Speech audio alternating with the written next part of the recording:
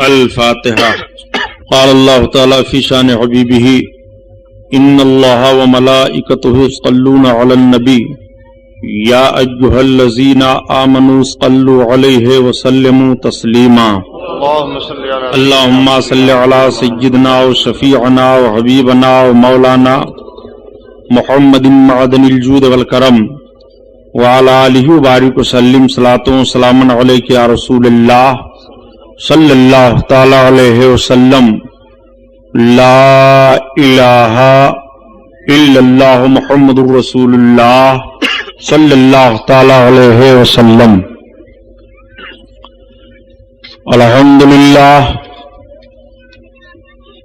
الحمدللہ رب العالمین.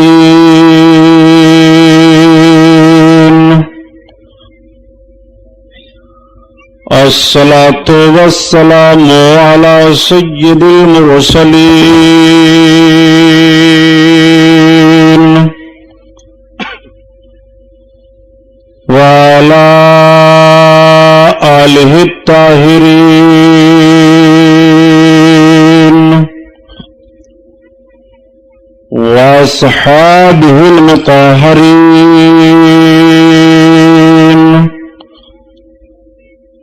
وابنه الغوث العظم الجيلاني محي الدين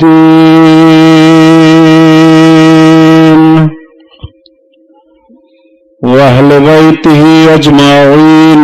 أما بعد فأعوذ بالله من الشيطان الرجيم. بسم الله الرحمن الرحيم. قال الله تعالى في القرآن العظيم والفرقان الحميد. قل يا أيها الناس إني رسول الله إليكم جميعا. صدق الله البصير القدير وصدق رسوله الرشيد النذير والحمد لله رب العالمين. لائق صد احترام علماء اہل سنت، قابل قدر سامعین حضرات، آئیے ہم اور آپ سب سے پہلے اپنے اور ساری کائنات کے مرکزی عقیدت حضور رحمت للعالمین شفیع المذنبین رسول گرامی وقار محبوب پروردگار دونوں عالم کے مالک و مختار حضور محمد الرسول اللہ صلی اللہ تعالی علیہ وسلم کے دربار پر انوار میں درود شریف کا نذرانہ پیش فرمائیں. پڑھیے بلند آواز سے. اللہم صلی علی سیدنا مولانا محمد معدن الجود والکرم وعلی آلہ وبارک وسلم صلاۃ و سلام علیک یا رسول اللہ صلی اللہ تعالی علیہ وسلم. خیر و برکت کے لیے پورا مجمع اور پڑھ لیجئے درود پاک. اللہم صلی علی سیدنا مولانا محمد معدن الجود والکرم وعلی آلہ وبارک وسلم صلاۃ و سلام علیک یا رسول اللہ صلی اللہ تعالی علیہ وسلم. حضرات، آج کا یہ عظیم الشان جشن رحمت للعالمین کا پروگرام جو بھیندر بمبئی کی سرزمین پر منعقد ہے مدرسہ اہل سنت غریب نواز کی جانب سے، جس میں ہم اور آپ شرکت کی سعادت حاصل کیے ہوئے ہیں، مبارکباد کے لائق ہیں حضرت مولانا محمد عثمان اور کمیٹی کے صدر محمد علی اور جملہ ان کے احباب و اعوان کہ ایسے پرفتن ماحول میں عظیم الشان جشن کا اہتمام کر کے اپنی غلامی کا ثبوت پیش فرمایا. اسٹیج پر جلوہ افروز جملہ علماء اہل سنت ذوی احترام، جس میں حضرت علامہ مفتی شعبان علی صاحب قبلہ، خطیب ملت حضرت علامہ عبدالحقیق خان صاحب قبلہ اور عمدۃ العلماء حضرت علامہ عبدالجبار صاحب، حضرت مولانا منظور صاحب، شورائے کرام اور یہ علماء اسلام جلوہ افروز ہیں. ابھی آپ نے ان کے بیانات کو سماعت کیا. حضرت مولانا سراج احمد صاحب قبلہ بستوی چشتی کا بیان، حضرت مولانا عبداللہ عارف صاحب صدیقی کا بیان اور حضرت مفتی صاحب قبلہ کا. کافی عرصہ سے آپ بیان سماعت کر رہے ہیں۔ حضرات، آج کا یہ ایسا ماحول، پرمیشن وغیرہ کی دقت ہوتی ہے، لیکن وہ علماء ہیں، ان کے بیانات ہوں تو آپ زیادہ سے زیادہ وقت دے کر کے ان کی باتوں کو سنیں اور عمل کرنے کی کوشش کریں۔ آئیے حسب معمول نعت پاک رسول صلی اللہ تعالی علیہ وسلم کے کچھ اشعار مجھ سے بھی آپ سماعت فرما لیں، اجازت ہو تو پڑھ لیں۔ طبیعت غم میں گھبرائے تو طیبہ یاد کر لینا، سبحان اللہ، تو طیبہ یاد کر لینا۔ طبیعت غم میں گھبرائے تو طیبہ یاد کر لینا، تو طیبہ یاد کر لینا۔ طبیعت غم میں گھبرائے تو طیبہ یاد کر لینا، کوئی مشکل مقام آئے تو طیبہ یاد کر لینا، تو طیبہ یاد کر لینا۔ کوئی مشکل مقام آئے تو طیبہ یاد کر لینا، تو طیبہ یاد کر لینا۔ خزاں کے بعد جب ہریالی پھیلے سرخیاں پھوٹیں، خزاں کے بعد جب ہریالی پھیلے سرخیاں پھوٹیں،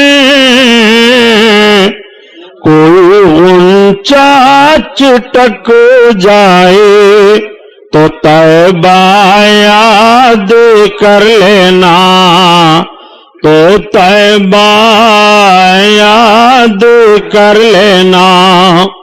کوئی مشکل مقام آئے تو طیبہ یاد کر لینا، تو طیبہ یاد کر لینا۔ زمیں پیاسی ہو جھل سے جا رہے ہوں کھیت کے پودے، زمیں پیاسی ہو جھل سے جا رہے ہوں کھیت کے پودے، زمیں پیاسی ہو جھل سے جا رہے ہوں کھیت کے پودے، اگر پانی برس جائے تو طیبہ یاد کر لینا۔ تکبیر، نعرہ رسالت، جشن رحمت للعالمین، نعرہ تکبیر، نعرہ رسالت، سبحان اللہ۔ اگر پانی برس جائے تو طیبہ یاد کر لینا، تو طیبہ یاد کر لینا۔ کس شان سے حسان بولے، فدائے حامل قرآن بولے، غلام موتی ایمان بولے، وہ نکتہ رس دقیقہ دان بولے، ادب کا مطلع تابان بولے، وَأَحْسَنُ مِنْكَ لَمْ تَرَقَّتُ عَيْنِي وَأَجْمَلُ مِنْكَ لَمْ تَلِدِ النِّسَاءُ خُلِقْتَ مُبَرَّعًا مِنْ كُلِّ عَيْبٍ كَأَنَّكَ قَدْ خُلِقْتَ كَمَا تَشَاءُ۔ ہزار بار بشویم دہنز مشکو گلاب، ہنوز نام تو گفتن کمال بے ادبیست۔ حضرات، آج سے 1421 برس کا جائزہ لیا جائے کہ اس دنیا میں اس سے پہلے بھی انسانوں کی کمی نہیں تھی۔ دنیا کے گوشے گوشے میں ابن آدم پائے جا رہے تھے، کوئی ایسا خطہ اور چپا نہیں تھا کہ جہاں پر انسان آباد نہ ہو. یہ انسان بجائے ایک معبود حقیقی کی عبادت کرنے کے نہ جانے کتنے معبودان باطل کی پرستش میں مبتلا تھے. یہ انسان اپنے معبود کی عبادت کرنے کے بجائے جب سویرے سویرے اگتے ہوئے سورج پر اس کی نظر پڑتی تو سورج کی شعاؤں کو دیکھ کر اس کے سامنے اپنی پیشانی کو جھکا دیتا، اور جب سورج ڈوب جاتا رات کی تاریکی میں چاند کی چاندنی پھیلتی تو یہ انسان کہتا ہے یہ چاند تو میرا معبود ہے. جب یہ سمندر کے کنارے سمندر کی لہروں کو دیکھتا تو کہتا تو میرا معبود ہے. جب بڑے بڑے پہاڑ کے ٹیلوں پر اس کی نگاہ جاتی تو کہتا تو میرا معبود ہے. جب یہ آگ کے شعلوں پر نگاہ ڈالتا تو کہتا تو میرا معبود ہے. جب یہ ہرے بھرے لہلہاتے پودوں کو دیکھتا تو کہتا تو میرا معبود ہے.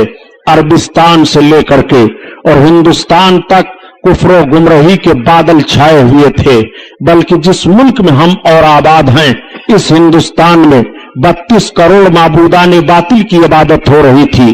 کنکر پتھر مکھی مچھر پیڑ پودے ہوا فضا ان سب کو معبود مانا جا رہا تھا. معاذ اللہ یہ انسان اپنے معبود کی عبادت کرنے کے بجائے عبادت کے معاملوں میں اتنا ذہن و فکر اعتقاد کی بنیاد پر گر چکا تھا، اخلاقی طور پر انسان اتنا گرا ہوا تھا کہ جس ہندوستان میں ہم اور آباد ہیں اس ہندوستان میں سگی بہنوں کے ساتھ شادیاں کی جا رہی تھی، بچیوں کا بھیٹ چڑھایا جا رہا تھا، لڑکیاں دریاؤں میں ڈالی جا رہی تھی.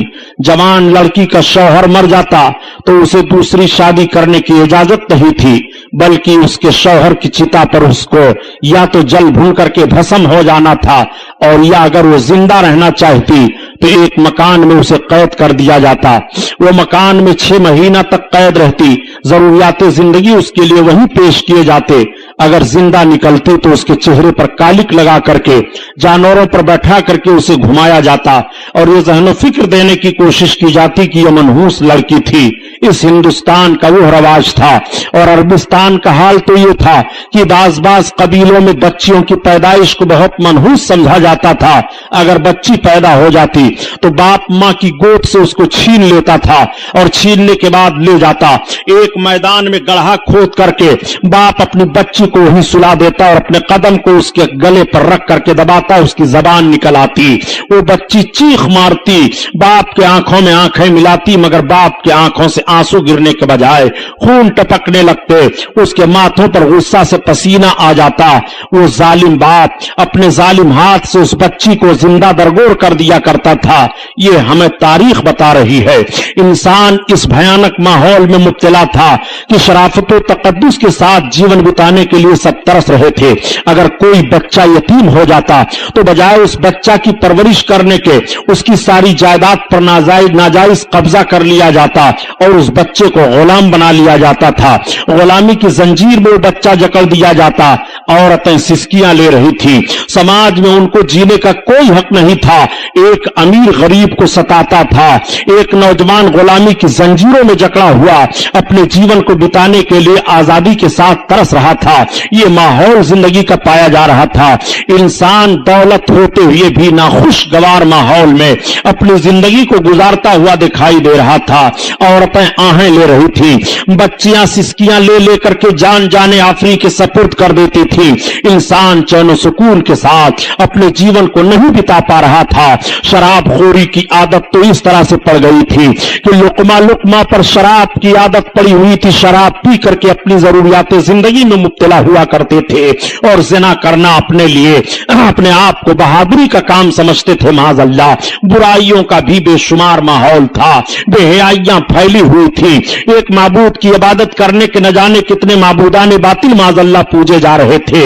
حضرت عیسیٰ پیغمبر علیہ الصلوۃ والتسلیم نے ایک معبود کی عبادت کا حکم دیا تھا اور نشر فرمایا تھا. تعلیم عیسوی کو قریب 500 برس کا عرصہ گزر چکا تھا، مگر بجائے معبودان باطل مگر بجائے ایک معبود حقیقی کی عبادت کرنے کے تین معبودوں کے معاذ اللہ قائل ہو گئے تھے. خود حضرت عیسیٰ پیغمبر علیہ السلام کو خدا کا بیٹا کہہ دیا تھا، ان کی ماں کو خدا کی بیوی بنا دیا تھا. معاذ اللہ تثلیث کے قائل ہو کر کے حضرت عیسیٰ علیہ علیہ السلام کے پیغمبر حضرت عیسیٰ علیہ السلام کے پیغام میں انٹرفیئر کر دیا تھا، یہ ماحول دنیا کا پایا جا رہا تھا۔ اللہ تعالیٰ نے اپنے بندوں پر کرم فرمایا اور اپنے آخری پیغمبر حضور محمد رسول اللہ صلی اللہ تعالیٰ علیہ وسلم کو عرب دیش میں مکہ کی سرزمین پر خاندان قریش میں حضرت عبد المطلب کے گھر حضرت آمنہ خاتون رضی اللہ تعالیٰ عنہا کے بطن اقدس سے اس دنیا میں مبعوث فرمایا۔ جب میرے آقا اس دنیا میں طلوع اجلال فرماتے ہیں، نبی کونین صلی اللہ علیہ وسلم کی آمد بسعادت ہوتی ہے، مکہ کے لوگ حیران رہ جاتے ہیں۔ اس صبح کو دیکھنے کے بعد میرے آقا اس دنیا میں صبح سویرے تشریف لائے، دوشنبہ کا دن تھا، اور جب نبی سویرے تشریف لاتے ہیں تو عقل نے ایک سوال کیا، آخر پیغمبر اسلام سویرے سویرے کیوں آئے؟ مکمل دن کے اجالے میں کیوں نہیں آئے؟ یا مکمل رات کے اندھیرے میں کیوں نہیں آئے؟ تو فوراً عقل نے جواب دیا، سنو، اگر پیغمبر اسلام مکمل رات کے اندھیرے میں آتے تو رات چیلنج کر دیتی، یہ دن تیری کوئی حقیقت نہیں ہے۔ پیغمبر اسلام ہم میں تشریف لائے ہیں، اور اگر دن کے مکمل اجالے میں میرے آقا تشریف لاتے تو دن کا مکمل اجالا چیلنج کر دیتا، یہ رات تیری کوئی حقیقت نہیں ہے۔ نبی آخر الزمان مجھ میں تشریف لائے ہیں، میرے آقا سویرے سویرے ایسے وقت میں تشریف لا رہے ہیں کہ دن کا اجالا آتے آتے چہرے مصطفیٰ کی زیارت کر لے، اور رات کا اندھیرا جاتے جاتے رخ مصطفیٰ کی زیارت کر لے۔ ایسے ماحول میں حضور محمد رسول اللہ صلی اللہ تعالیٰ علیہ وسلم طلوع اجلال فرماتے ہیں مکہ کی سرزمین پر، اور جب میرے آقا سویرے سویرے مکہ کی سرزمین پر تشریف لائے تو مکہ کی گلیاں مہک رہی ہیں، مکہ کی ہوا فضا مہک رہی ہے، مکہ کے در و دیوار مہک رہے ہیں، مکہ کی شاہراہیں مہک رہی ہیں، مکہ کی وادیاں مہک رہی ہیں، مکہ کی پہاڑیاں مہک رہی ہیں، ہر طرف سے خوشبو آ رہی ہے، ہر طرف ایک عجیب سما بدھا ہوا ہے۔ میرے آقا سویرے سویرے تشریف لائے ہیں، ایک عجیب انقلاب مکہ میں برپا ہوا۔ سارے سردانے اور سرداران مکہ جب سویرے سویرے سو کر کے اٹھتے ہیں اور آ کر کے حرم شریف کے سامنے اکٹھا ہوتے ہیں تو آپس میں بات چیت شروع ہو جاتی ہے۔ کوئی کہہ رہا ہے آج میرا گھر مہک رہا ہے، کوئی کہہ رہا ہے آج میرے گھر پر بیمار میرا باپ تھا بلا دوا کے اچھا ہو گیا ہے، کوئی کہہ رہا ہے ابھی ابھی سویرے میں نے اپنے جانوروں کا جائزہ لیا تو جو جانور دودھ نہیں دے رہے تھے ان کے بھی تھن دودھ سے بھرے دکھائی دے رہے ہیں۔ کوئی کہہ رہا ہے ابھی ابھی سویرے سویرے میں نے اپنے باغیچوں کا جائزہ لیا تو میں نے دیکھا کہ جو درخت سوکھے تھے وہ ہرے ہو گئے ہیں اور درختوں میں بن موسم کے پھل لگے دکھائی دے رہے ہیں۔ بڑے اچھے انداز سے کہا بیکل بلرام پوری نے، آج للن ہاشم کے آئے دھرتی بھیو جیاری، آج للن ہاشم کے آئے دھرتی بھیو جیاری، اور بن موسم کے پھل گئے بگیا پھول سج گئی ڈاری، ڈولے خلد کئی مست بیریا، چدرما نور لٹاویلا، چدرما نور لٹاویلا۔ بن موسم میں باغوں میں درختوں میں پھل لگے دکھائی دے رہے ہیں۔ مکہ کی شاہراہ پر سرداران مکہ آپس میں یہی بات چیت کر رہے ہیں کہ یہ انقلاب کیسے برپا ہوا، آخر مکہ کی وادیاں کیوں مہک رہی ہیں اور مکہ میں گھر گھر سے خوشبو کیسی آ رہی ہے۔ تب تک ایک سردار خانے کعبہ کے اندر سے آ کر کے پہنچا، اس نے کہا اے سرداران مکہ یہ اجتماع کیسا ہو رہا ہے؟ سارے سرداروں نے کہا انقلاب تم نہیں دیکھ رہے ہو، یہ خوشبو کیسی آ رہی ہے، پورا حرم شریف مہک رہا ہے، یہ اندازہ تمہیں نہیں لگ رہا ہے؟ آج جانوروں کو دیکھو تو ان کے تھن دودھ سے بھرے دکھائی دے رہے ہیں، سوکھے ہوئے درخت ہرے ہو گئے ہیں، کیا یہ انقلاب تم نہیں دیکھ رہے ہو؟ اس نے کہا سنو جو میں دیکھ کر کے آ رہا ہوں اگر بتاؤں گا تو تعجب کرو گے۔ کہا تم کیا دیکھ کر کے آ رہے ہو؟ کہا ابھی ابھی خانے کعبہ کا طواف کر کے میں آ رہا ہوں، میں نے خانے کعبہ کا طواف کر کے جب مکمل کیا اور چلنے کا ارادہ کیا تو دیکھا کہ سردار قریش عبد المطلب اپنی گود میں ایک بڑا حسین و جمیل بچہ لے کر کے کعبہ کی طرف آ رہے ہیں۔ اتنا خوبصورت بچہ میری نگاہ نے نہیں دیکھا۔ میرا اندازہ ہے کہ مکہ میں کسی قبیلہ میں کسی خاتون نے اتنا خوبصورت بچہ جنا نہیں، کسی خاندان میں اتنا عظیم الشان بچہ پیدا نہیں ہوا۔ وہ اتنا خوبصورت بچہ ہے، وہ اتنا حسین و جمیل بچہ ہے کہ سردار قریش عبد المطلب جو اس بچے کو لے کر کے کعبہ کی طرف بڑھتے رہے، میں مڑ مڑ کر کے دیکھتا رہا، اور جب وہ کعبہ کے قریب پہنچے ہیں تو میری نگاہ فیصلہ نہ کر سکی کہ عبد المطلب کعبہ کی طرف بڑھے چلے جا رہے ہیں کہ کعبہ ان کی طرف جھکا چلا آ رہا ہے. ہماری نگاہ نے یہ دیکھا ہے محراب کعبہ جھک گئی ہے. اس بچہ کو لے کر کے جب سردار قریش کعبہ کے قریب پہنچے ہیں اعلیٰ حضرت عظیم البرکت اسی طرف اشارہ فرماتے ہیں کہ جس کے سجدے کو محراب کعبہ جھکی ان بھاووں کی لطافت پہ لاکھوں سلام لاکھوں سلام. اللہ اللہ صلی اللہ تعالی علیہ وسلم کی ولادت بسعادت ہوئی ہے. میرے سرکار تشریف لائے ہیں, نبی کریم مبعوث ہوئے ہیں, ابھی نبوت رسالت کا اعلان نہیں ہوا. آپ اس بات کو ذہن و فکر میں رکھتے ہوئے چلیے گا. آقا کریم صلی اللہ تعالی علیہ وسلم کو آپ کے دادا جان لے کر کے خانہ کعبہ کا طواف کرا رہے ہیں. سرداران مکہ نے کہا چلو دیکھا تو جائے سردار قریش کی گود میں کتنا حسین و جمیل بچہ ہے. اب سارے سردار آگے بڑھ گئے.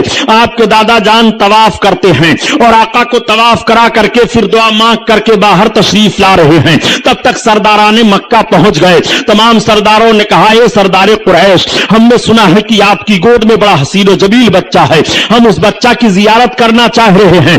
جیسے ہی آقا کریم صلی اللہ علیہ وسلم کے رخ نبوت پر سرداروں کی نگاہ پڑی, آقا کے دادا جان نے اپنی باہوں کو پھیلایا تو گویا اعلیٰ حضرت عظیم البرکت کی زبان میں وہ اس طرح بول پڑے, وہ کمال حسن حضور ہے کہ گمان نقص جہاں نہیں, اور یہی پھول خار سے دور ہے, یہی شمع ہے کہ دھواں نہیں دھواں نہیں. وہ ہنسی کیا جو فتنے اٹھا کر چلے اٹھا کر چلے, ہاں ہنسی تم ہو فتنے مٹا کر چلے مٹا کر چلے. آقا کریم صلی اللہ علیہ وسلم کے حسن کو دیکھنے کے بعد سرداران مکہ نے کہا آج تک ہم لوگوں نے اتنا حسین و جمیل بچہ نہیں دیکھا. واقعی مکہ میں کسی خاندان میں کسی عورت نے اتنا خوبصورت بچہ نہیں جنا, کسی قبیلہ میں اتنا عظیم الشان بچہ نہیں آیا. یہ بہت عظیم الشان بچہ ہے, عظیم ہستی والا ہے. سارے سردار یہ کہتے ہوئے زیارت کر کے واپس چلے جا رہے ہیں. دادا جان نے آقا کو اماں کی گود میں پیش کر دیا. حضرت آمنہ خاتون سرکار کو اپنی گود میں لے رہی ہیں اور لے کر کے آقا کریم کے رخ نبوت کی زیارت فرما رہی ہیں. عورتیں اکٹھا ہو جاتی ہیں اور مبارکباد پیش کر رہی ہیں, اے آمنہ آج تک ہماری نگاہوں نے اتنا خوبصورت بچہ نہیں دیکھا, تمہیں مبارک ہو. اگر حضرت عبداللہ ہوتے تو ان کی آنکھیں ٹھنڈی ہو جاتی. پورے قبیلہ پورے مکہ میں قبیلے قریش میں کسی عورت نے اتنا خوبصورت بچہ نہیں جنا. ہر طرف تعریف ہو رہی ہے, مکہ کی گلیاں مہک رہی ہیں, مکہ کی پوری وادیوں سے خوشبو آ رہی ہے. حضرت آمنہ خاتون کا مکان مہک رہا ہے اور بھینی بھینی خوشبو پھوٹ رہی ہے. اعلیٰ حضرت عظیم البرکت اسی طرف اشارہ فرماتے ہیں کہ بھینی خوشبو سے مہک جاتی ہیں گلیاں اللہ, سبحان اللہ, خوشبو سے مہک جاتی ہے گلیاں واللہ, اور کیسے پھولوں میں بسائے ہیں تمہارے گیسو تمہارے گیسو. اللہ اللہ. آقا کریم صلی اللہ علیہ وسلم کی ولادت بسعادت پر سارا مکہ مہک رہا ہے. آقا کریم صلی اللہ علیہ وسلم کی ماں ارشاد فرماتی ہیں کہ جب میرے بیٹے محمد کی ولادت کا وقت ہوا تو ایک ایسی روشنی ظاہر ہوئی کہ اس روشنی میں میں نے ایران کی چراگاہوں میں جو اونٹ چل رہے تھے اور ان کی گردنوں میں جو قلادے پڑے تھے وہ سب میں نے دیکھ لیا. نبی کونین صلی اللہ علیہ وسلم کی ماں ارشاد فرماتی ہیں, ایک روایت میں ہے کہ ایسی روشنی ظاہر ہوئی کہ میں نے مشرق و مغرب کو ملاحظہ کر لیا. نبی کونین صلی اللہ علیہ وسلم کی ماں ارشاد فرماتی ہیں کہ جب میرے بیٹے محمد کی ولادت کا وقت ہوا تو کوئی غیب سے آواز دے رہا تھا, اے امام الانبیاء کی ماں تمہیں مبارک ہو, یہ جو تمہاری گود میں جا رہے ہیں ان کا نام آسمان پر احمد ہے, زمین پر محمد ہے.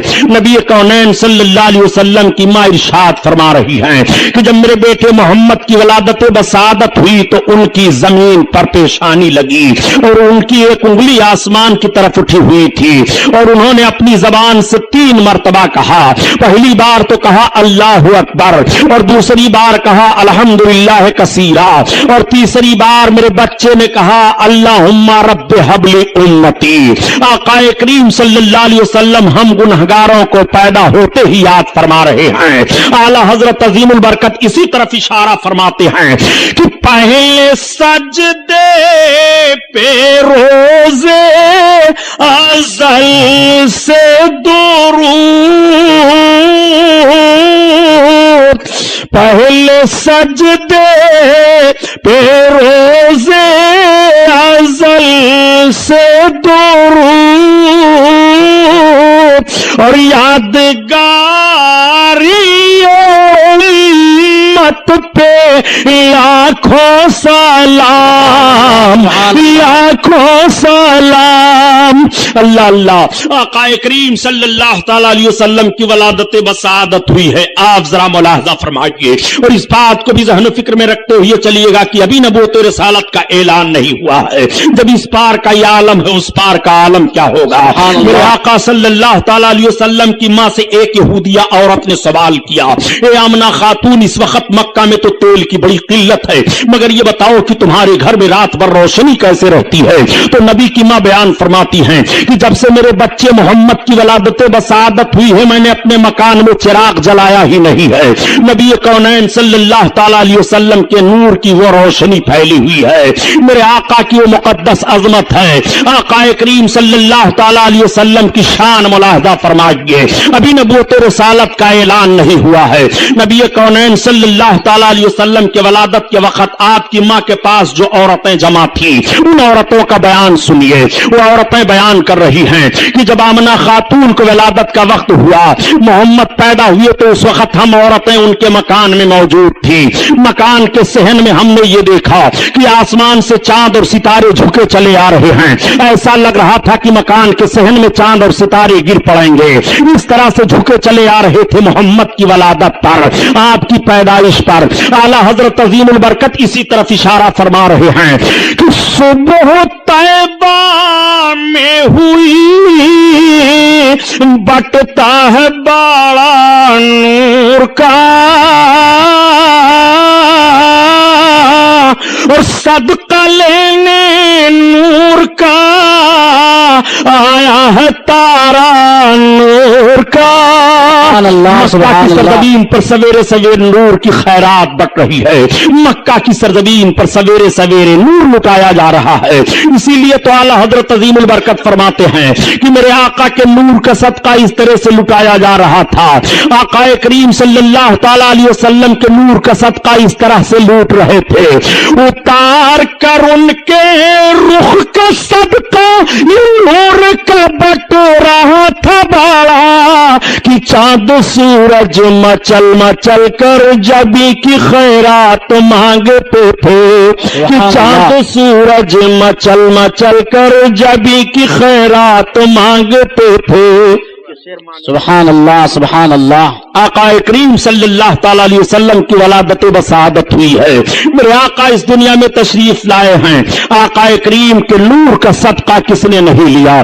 چاند ستارے نے نور کا صدقہ لیا, سورج نے نور کا صدقہ لیا. نبی پیدا ہوئے ہیں, آقا کریم اپنی ماں کی گود میں ہیں. تمام عورتیں زیارت کرنے کے لیے آ رہی ہیں اور عرض کرتی ہیں, اے آمنہ خاتون تمہیں مبارک ہو, تمہاری گود میں جو بچہ آیا ہے یہ تو ختنہ شدہ پیدا پیدا ہوئے ہیں، ان کے ختنہ کی ضرورت ہی نہیں ہے۔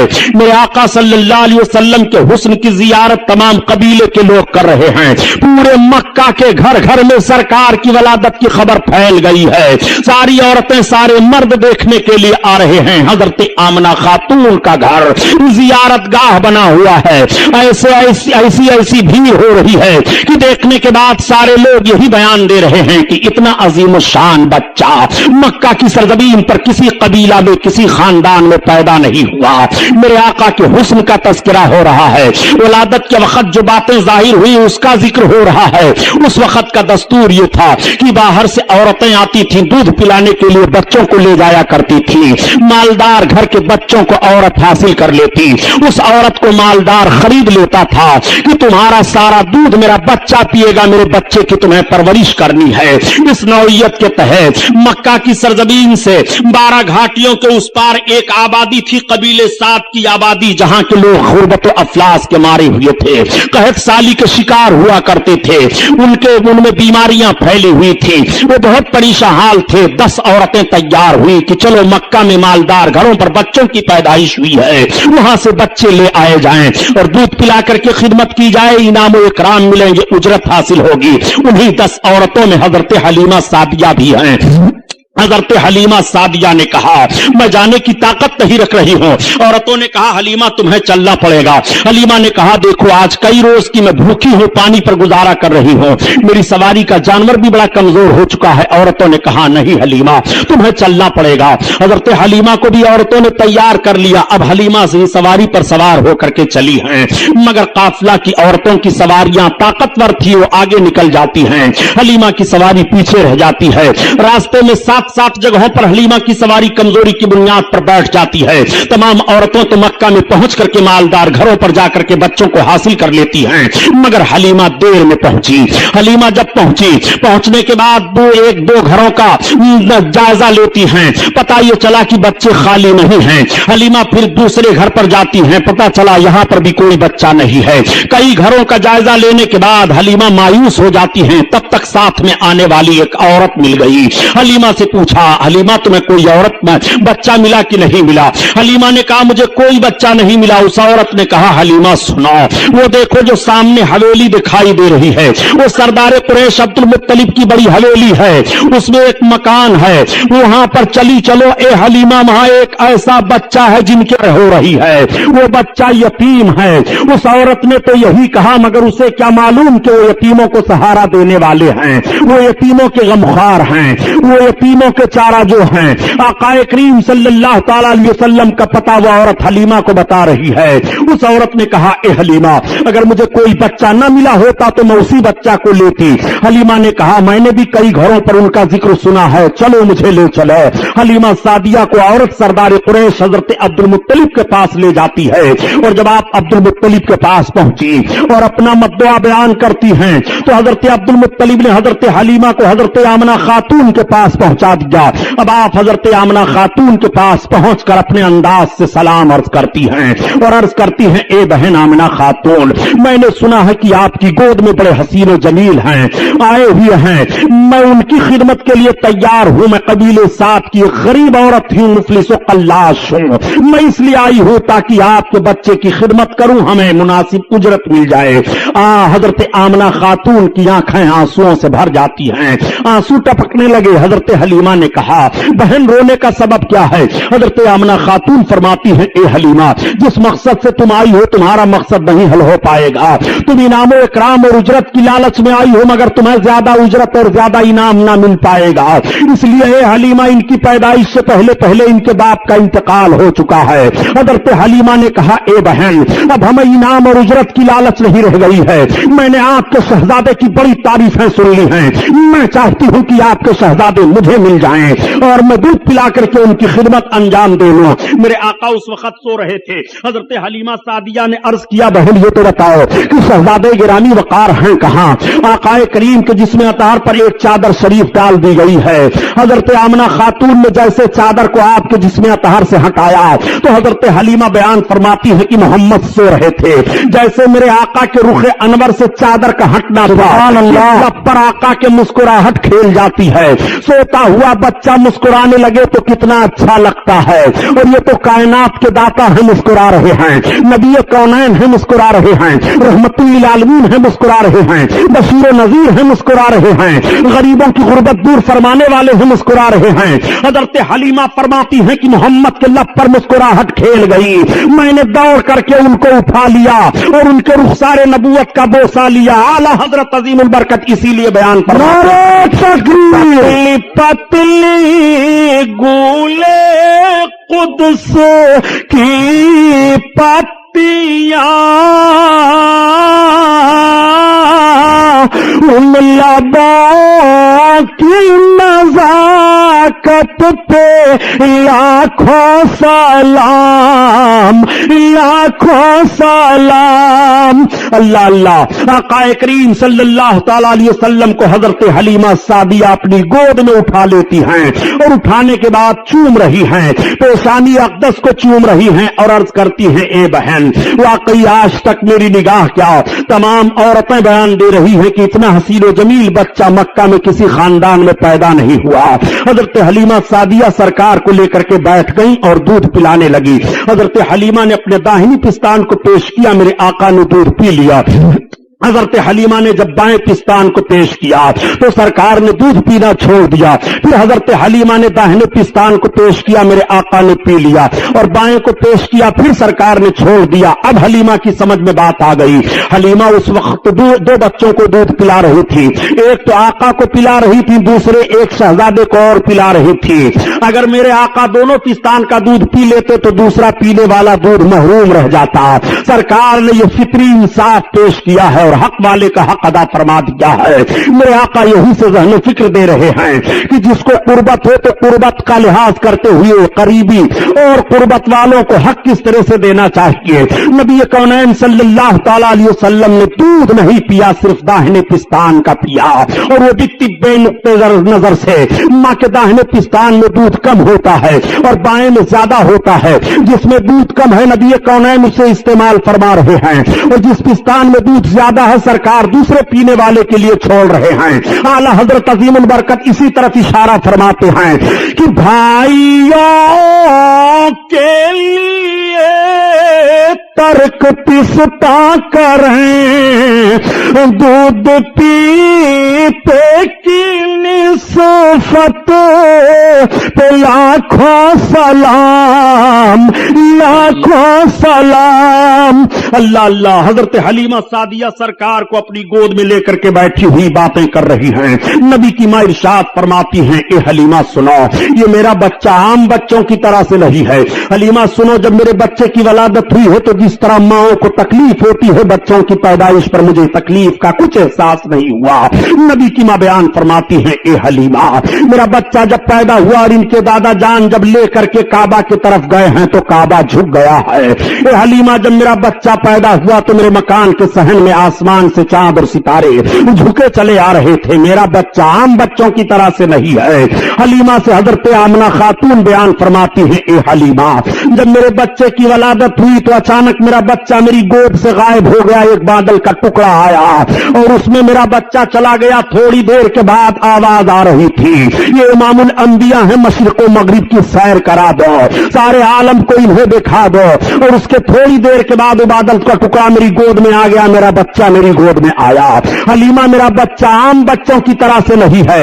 नबी की मां बयान फरमाती चली जा रही हैं, हलीमा की मोहब्बत बढ़ती चली जा रही है। हलीमा ने कहा, ए आमना खातून, मैंने मान लिया कि आपका बच्चा आम बच्चों की तरह से नहीं है, ये बच्चा कोई अजीम इंसान है। ए आमिना, अब हमारे साथ की औरतें जाने की तैयारी कर रही हैं, हमें भी इजाजत दो।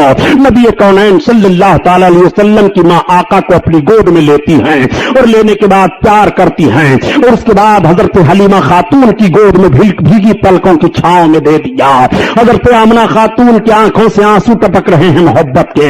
हलीमा खातून अपनी गोद में सरकार को लेती हैं और लेने के बाद जब वह चलने लगती हैं, अपनी सवारी के करीब आई तो वही सवारी हलीमा की है कि पहले जब हलीमा आ रही थी तो सवारी कमजोरी की बुनियाद पर रास्ते में 7 जगहों पर बैठ गई थी, लेकिन अब हलीमा खातून जब उस सवारी पर सवार हो रही हैं तो उस सवारी में इतनी ताकत पैदा हो जाती है और इस तरह तेज रफ्तार वो सवारी जा रही है कि तमाम सवारियों से आगे निकल जाती है और रास्ता महकता चला जाता है। खातून से पूछा लोगों ने, औरतों ने, ए हलीमा खातून ये तो बताओ क्या तूने मक्का में सवारी को बदल दिया है? तो हजरत हलीमा खातून ने फरमाया नहीं नहीं, मैंने सवारी नहीं बदली है, अलबत्ता सवार बदल गया है। ये सरदार कुरैश अब्दुल मुत्तलिब के पोते मोहम्मद इब्न अब्दुल्लाह के चलने की बरकत है। और ए आमना, ए हलीमा खातून, ये रास्ता क्यों महक रहा है? तो हजरत हलीमा फरमाती है कि इन्हीं के चलने की वजह से रास्ता महक रहा है, मैंने मक्का में कोई खुशबू नहीं खरीदी है।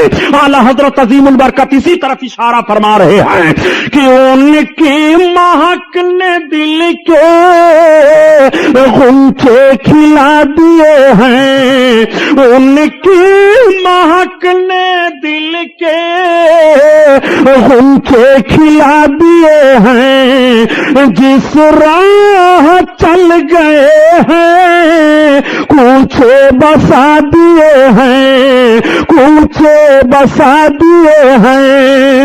हजरत हलीमा सादिया सरकार को लेकर के चल रही हैं और 12 पहाड़ियों को गुजर करके हजरत हलीमा सादिया अपनी आबादी के करीब पहुंच रही हैं, मगर उन 12 पहाड़ियों का भी नक्शा मुलाहजा फरमाइए।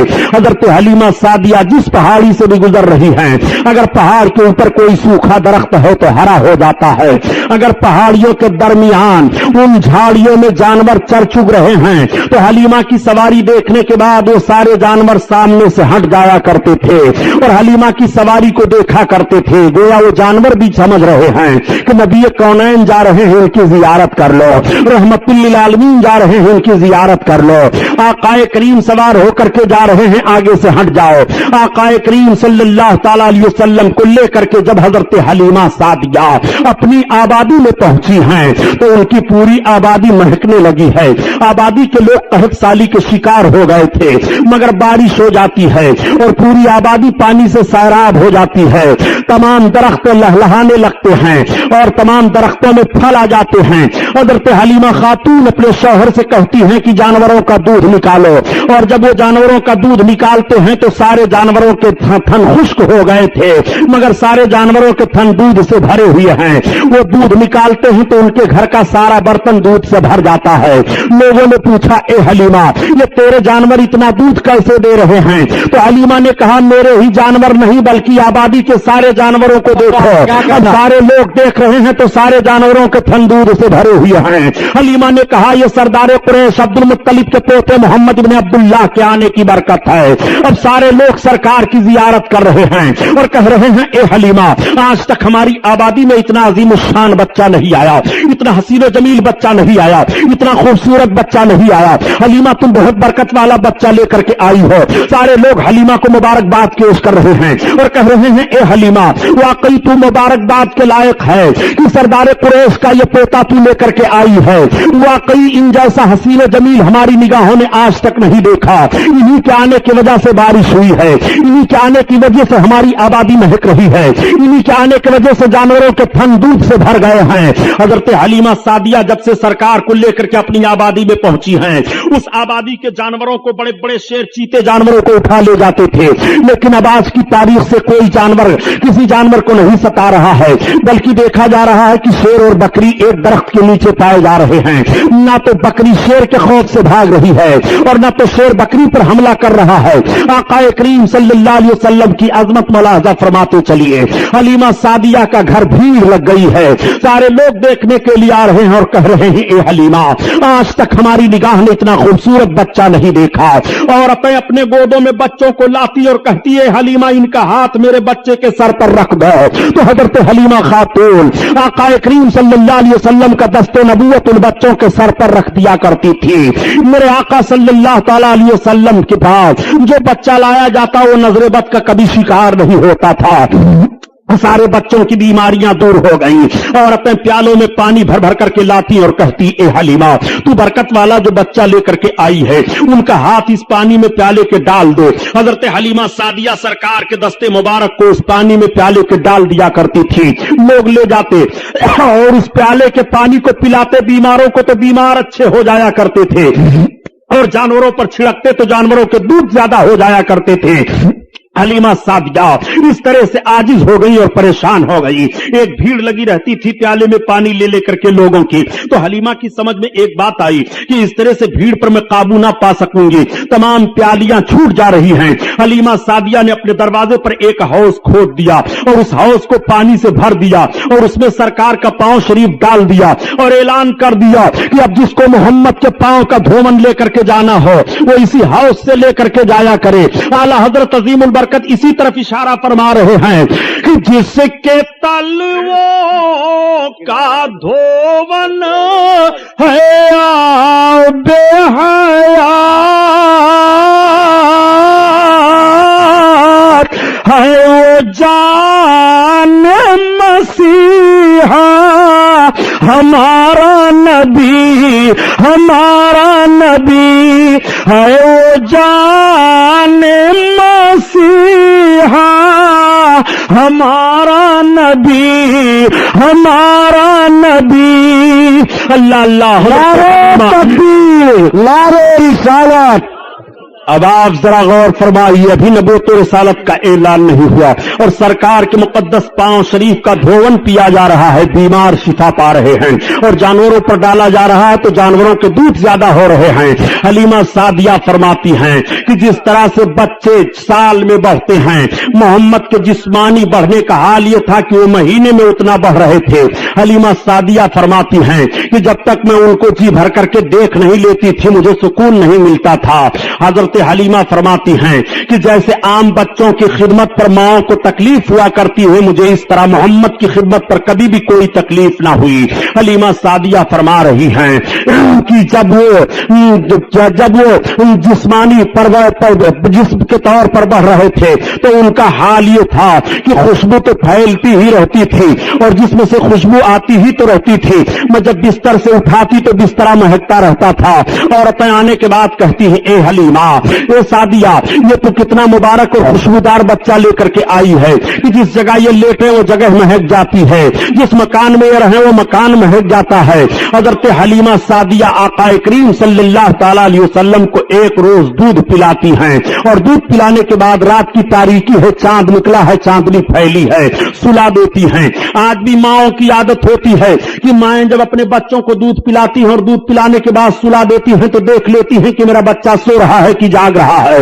اگر بچہ سو جاتا ہے تو ماں مطمئن ہو جاتی ہے اور اگر بچہ جاگتا ہوتا ہے تو ماں اپنے بچے کو تھپکیاں دے کر کے سلانے کی کوشش کرتی ہے. ٹھیک حضرت حلیمہ سعدیہ نے سرکار کو دودھ پلایا اور دودھ پلانے کے بعد سلا دیا. اب حضرت حلیمہ کہہ رہی ہے کہ میں نے غور کیا کہ لاؤ دیکھو محمد سو رہے ہیں کہ جاگ رہے ہیں. تو حلیمہ کہتی ہے جیسے میری نگاہ پڑی تو میں نے دیکھا کہ ان کی ایک انگلی داہنی طرف جا رہی ہے اور کبھی بائیں طرف جا رہی ہے اور کبھی سرہانے کی طرف جا رہی ہے اور کبھی پائپی کی جانب جا رہی ہے. حلیمہ کہتی ہے جب میں نے غور کیا تو محمد کی انگلی جدھر جدھر جا رہی تھی آسمان پر چاند اسی طرف جا رہا تھا. اگر وہ اپنی انگلی داہنی طرف لے جا رہے ہیں تو چاند داہنی طرف جا رہا ہے, اگر انگلی کو سرہانے کی طرف لے جا رہے ہیں تو چاند سرہانے کی طرف جا رہا ہے, اگر انگلی کو پائپی کی جانب لے جا رہے ہیں تو چاند پائپی کی جانب جا رہا ہے. جدھر جدھر ان کی انگلی گھوم رہی ہے آسمان پر چاند اسی طرف گھوم رہا ہے. اعلیٰ حضرت عظیم البرکت اسی طرف اشارہ فرماتے ہیں کہ چاند جھک جاتا جدھر انگلی اٹھاتے مہد میں کیا ہی چلتا تھا اشاروں پر کھلونا نور کا. آئیے تقریر. نعرہ تکبیر, نعرہ تکبیر, نعرہ رسالت, نعرہ رسالت. جشن رحمت للعالمین حضرت علامہ مولانا غلام محی الدین صاحب قبلہ. نعرہ تکبیر. سبحان اللہ صلی اللہ تعالیٰ علیہ وسلم کا کریمانہ حال ملاحظہ فرمائیے. حضرت حلیمہ سعدیہ فرماتی ہیں کہ میں دیکھ کر کے دنگ رہ گئی. حضرت حلیمہ فرماتی ہیں یہ محمد کا عالم ہے. تمام عورتوں سے حضرت حلیمہ سعدیہ ذکر کر رہی ہیں. آقا کریم صلی اللہ تعالیٰ علیہ وسلم حضرت حلیمہ کی گود میں ہیں. عورتیں دیکھنے کے بعد کہتی ہیں حلیمہ کتنا برکت والا بچہ لے کر کے آئی ہو. پورے قبیلے سعد میں شہرہ ہے. آقا کریم کی برکتیں ظاہر ہیں. حلیمہ سعدیہ سرکار کو دودھ پلا رہی ہیں اور بیان دیتی ہیں کہ حلیمہ کا بیان ہے کہ جس طرح سے بچوں کی خدمت پر پرورش کو ماں کو تکلیف ہوتی ہے مجھے کبھی بھی اس کا احساس نہیں ہوا. میرے آقا صلی اللہ تعالیٰ علیہ وسلم دودھ پینا جب چھوڑ دیتے ہیں تو حضرت حلیمہ سعدیہ سرکار کو لے کر کے آپ کی ماں کے پاس آ گئی اور پھر اجازت لیتی ہیں. کہتی ہیں بہن آمنہ خاتون ان کو ہمارے پاس چند برس اور رہنے دو. چنانچہ حضرت آمنہ خاتون سے اجازت لے کر کے سرکار کو پھر لے کر کے چلی جا رہی ہیں. اب میرے آقا حضرت حلیمہ رضی اللہ تعالیٰ عنہا کے گھر ہیں. سرکار جسمانی حالت پر ایسے ماحول میں پہنچ گئے کہ میرے سرکار زمین پر تشریف فرما ہو کر کے چل رہے ہیں مگر قدم میں کوئی لڑکھڑاہٹ نہیں ہے, کوئی لغزش نہیں ہے, کوئی لرزہ نہیں ہے. دیکھنے والے دیکھ کر کے حیران رہ جاتے ہیں. اے حلیمہ تو نے جس بچے کی خدمت کی ہو ان کا چلنا ذرا دیکھو. اور بچے جب چلتے ہیں تو اپنے دونوں پاؤں کے بل گھسٹتے ہوئے چلتے ہیں مگر میرے سرکار کبھی پاؤں کے بل گھسٹتے ہوئے نہیں چلے. مکمل سیدھے انداز سے کھڑے ہو کر کے چل رہے ہیں اور قدم میں لغزش اور لرزہ نہیں ہے بلکہ عقل آواز دے رہی ہے ہم کو بننا ہے نشان راہ منزل. دوستو ہم اگر بھٹکے تو کتنے کارواں کھو جائیں گے. کریم صلی اللہ علیہ وسلم اس طرح سے چل رہے ہیں. دیکھنے کے بعد لوگ اشاش کر رہے ہیں اور تعجب کر رہے ہیں اور سارے بچوں کی چال دیکھ رہے ہیں مگر میرے آقا کی رفتار عجیب ہے, مثال نہیں ہے. میرے سرکار کے چلنے کا کوئی جواب نہیں ہے. تمام قبیلہ کی مرد اور عورتیں دیکھ کر کے سب حیران رہ جاتے ہیں. حلیمہ ذرا ان کا چلنا دیکھو, واقعی بہت برکت والا بچہ لے کر کے آئی ہو حلیمہ. آج تک اس رفتار سے ہم لوگوں نے بچوں کو چلتے ہوئے نہیں دیکھا. میرے سرکار اچھے انداز سے چل رہے ہیں. ایک مرتبہ میرے آقا صلی اللہ تعالیٰ علیہ وسلم نے حضرت حلیمہ سعدیہ سے ارشاد فرمایا امی یہ تو بتاؤ کہ عبداللہ کہاں جایا کرتے ہیں. حضرت حلیمہ کے لڑکے عبداللہ تھے. تب تک حلیمہ نے عرض کیا بیٹا تمہارے بھائی عبداللہ جنگل میں بکریوں کو لے کر کے چرانے کے لیے جایا کرتے ہیں. آقا نے ارشاد فرمایا امی کل سے میں بھی جانا چاہتا ہوں.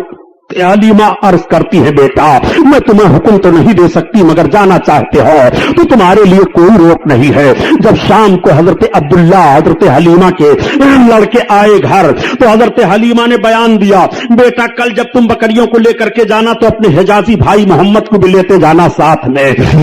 آج جب کچھ لوگ کہہ دیا کرتے ہیں کہ نبی کریم صلی اللہ تعالیٰ علیہ وسلم بکریاں چراتے تھے, میں عرض کرتا ہوں پیارے ذرا جملہ سنبھالو تاکہ ایمان کا جنازہ نہ نکل لے پائے. میرے آقا صرف بکریاں ہی چرایا نہیں کرتے تھے بلکہ بکریوں کے چرانے کا پس منظر بھی ملاحظہ کیا.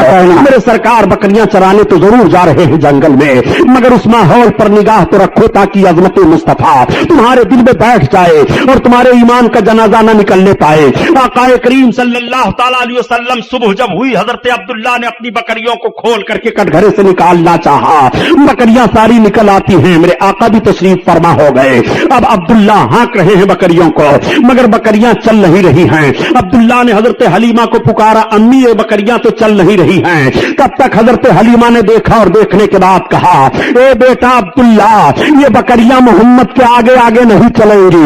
محمد کو لے کر کے آگے ہو جاؤ پھر بکریاں پیچھے چلیں گی. میں عرض کرتا ہوں اے مسلمانوں یہ جانور بھی پہچان رہے ہیں یہ نبی ہے ان کے آگے آگے نہ چلو, یہ رحمت للعالمین ہے ان کے آگے آگے نہ چلو, یہ ان کے آگے آگے نہ چلو, یہ امام الانبیاء ہیں ان کے آگے آگے نہ چلو. جانور تو نبی کو پہچان رہے ہیں کہ ان کے آگے آگے نہ چلو. یہ کیسے جانور ہیں جو نبی سے بڑھنے کی کوشش کر رہے ہیں, سبحان اللہ کوشش کر رہے ہیں. اسی لیے میں عرض کرتا ہوں پیارے نبی کو پہچانتا کون نہیں ہے, نبی کو سب پہچان رہے ہیں, نبی کو بہرے بر पहचान रहे हैं, नबी को खुश्क-ओ-तर पहचान रहे हैं, नबी को जमीन पहचान रही है, नबी को आसमान पहचान रहा है, नबी को चांद सूरज पहचान रहे हैं, नबी को खुश्की तरी पहचान रही है, नबी को हवा फिजा पहचान रही है, नबी को शजो हजर पहचान रहे हैं, नबी को जमादात नबातात पहचान रहे हैं, सब नबी को पहचान रहे हैं। अगर नबी को कोई नहीं पहचान रहा है तो या तो वो सर्कस इंसान है जो नबी को नहीं पहचान रहा है, या सर्कस जिन है जो नबी को नहीं पहचान रहा है, वरना नबी को कौन नहीं पहचानता है। ये आकाए करीम सल्लल्लाहु अलैहि वसल्लम है जिनके आगे आगे जानवर नहीं चल रहे हैं। अब आकाए करीम सल्लल्लाहु अलैहि वसल्लम आगे चल रहे हैं और सारी बकरियों को अब्दुल्ला हाँकते हैं तो बकरियां पीछे चली जा रही हैं। जब मेरे आका जंगल में तशरीफ फरमा हुए, बकरियां तो चली गई पहाड़ियों के अंदर, झाड़ियों में चरने लगी। आकाए करीम सल्लल्लाहु ताला अलैहि वसल्लम चल रहे हैं तो सख्त पत्थरों पर सरकार के निशाने कदम पड़ रहे हैं। अब्दुल्ला देख करके हैरान रह जाते हैं। और जब मेरे आका दरख्त के नीचे खड़े हुए तो दरख्त का साया दूसरी जानिब था, मगर मेरे सरकार जिस तरफ तशरीफ फरमा हुए दरख्त का साया उसी तरफ चला आया। और जब सरकार दरख्त के करीब जाने लगे तो दरख्त सरकार की तरफ झुक गया। अदर पे अब्दुल्ला देख करके हैरान रह जाते हैं। जब शाम हो गई आए तो अपनी माँ से बयान किया। अम्मी गजब हो गया। कहा क्या? कहा आज अजीब मामला मैंने मोहम्मद के साथ देखा। कहा क्या तुमने देखा? कहा ये जब जा रहे थे तो रेतीली जमीन पर इनके कदम पड़ते थे तो निशान नहीं जाहिर होते थे, मगर सख्त पत्थरों पर कदम रखते थे तो पत्थरों पर इनके पैरों के निशान जाहिर हो जाया करते थे। हजरत हलीमा बयान फरमाती है बेटा किसी से कहना नहीं। और अम्मी यही नहीं बल्कि जिस दरख्त के नीचे हम गए उस दरख्त का साया इसी तरफ चला आया। और अम्मी यही नहीं बल्कि जब हम दरख्त के पास जाने लगे तो दरख्त झुक गया है। अम्मी में घबरा गया था। हजरत हलीमा कहती है बेटा तुम्हें घबराने की जरूरत नहीं है। मोहम्मद से इस तरह से बहुत सारी बातों को देखने की मिली हैं। ये बहुत अजीम इंसान हैं, ये बहुत बरकत वाले हैं। आज फिर मेरे सरकार जंगल में तशरीफ ले गए। अब जब मेरे आका जंगल में तशरीफ ले गए पहाड़ियों के दरमियान, तो पहाड़ियों के अंदर जितने चरिंद परिंद थे वो सबके सब उड़ उड़ करके आकर के उसी दरख्त पर बैठ गए और मुड़लाने लगे, गोया सरकार की जियारत कर रहे हैं। तमाम जानवर जंगल से निकल आए और वो सरकार की तरफ देख रहे हैं और देखने के बाद अपनी पेशानी को जमीन पर रख रहे हैं और रखने के बाद वो जंगल की तरफ चले जा रहे हैं। आका सल्लल्लाहु अलैहि वसल्लम घर की तरफ तशरीफ ला रहे हैं तो सारे बकरियां चली आ रही हैं। बकरियों को हाँकने की जरूरत नहीं पड़ रही है। हजरत हलीमा की बकरियां कटघरे में पहुंच जाती हैं, कोई एक बकरी भी जाया नहीं होती है। और पूरे खानदान में, पूरी आबादी में जब से मेरे आका तशरीफ ले गए थे किसी बकरी को कोई जानवर किसी दिन नुकसान नहीं पहुंचाया था। मौसमी बुखार मेरे सरकार को हो गया। जब ये बातें बयान की जाती हैं तो मुखालिफ ग्रुप के लोग कभी कह दिया करते हैं कि नबी की फजीलत में यह हदीस शरीफ तो ज़ईफ है, यह हदीस शरीफ तो ज़ईफ है, यह हदीस तो ज़ईफ है। मैं कहता हूं जब फजाइल नबी की बात आए तो तुम्हें हदीस ज़ईफ दिखाई दे रही है। आखिर किन हदीसों को तुम कभी तस्लीम करते हुए नबी करीम सल्लल्लाहु अलैहि वसल्लम की फजीलत को तस्लीम करोगे? यह मुस्तफा की अजमत का बयान है, इसमें ज़ईफ हदीस और कभी हदीस का मामला नहीं है। अपने आका की अजमत समात फरमाते चलो। नबी कौनैन सल्लल्लाहु ताला अलैहि वसल्लम को मौसमी बुखार हुआ, मेरे सरकार 3 दिन जंगल में तशरीफ नहीं ले गए। तब तक हलीमा के लड़के रोते चिल्लाते हुए आए और अर्ज करते हैं अरे अम्मी जान आज तो सबसे ज्यादा दूध देने वाली बकरी को जंगल का शेर उठा ले गया है। हलीमा रोने लगी। मेरे आका ने आंखें खोल दी, इरशाद फरमाया अम्मी क्या बात है? हलीमा अर्ज करती है बेटा मोहम्मद सबसे ज्यादा दूध देने वाली बकरी को जंगल का शेर उठा ले गया है। मुझे यह फिक्र नहीं है कि दूध देने वाली बकरी थी, मैं इस फिक्र में रोने लगी हूं कि जब से आप मेरे घर आए थे मैं आपको लेकर के आई थी, मेरी ही बकरी नहीं बल्कि आबादी में किसी का जानवर नुकसान नहीं हुआ था।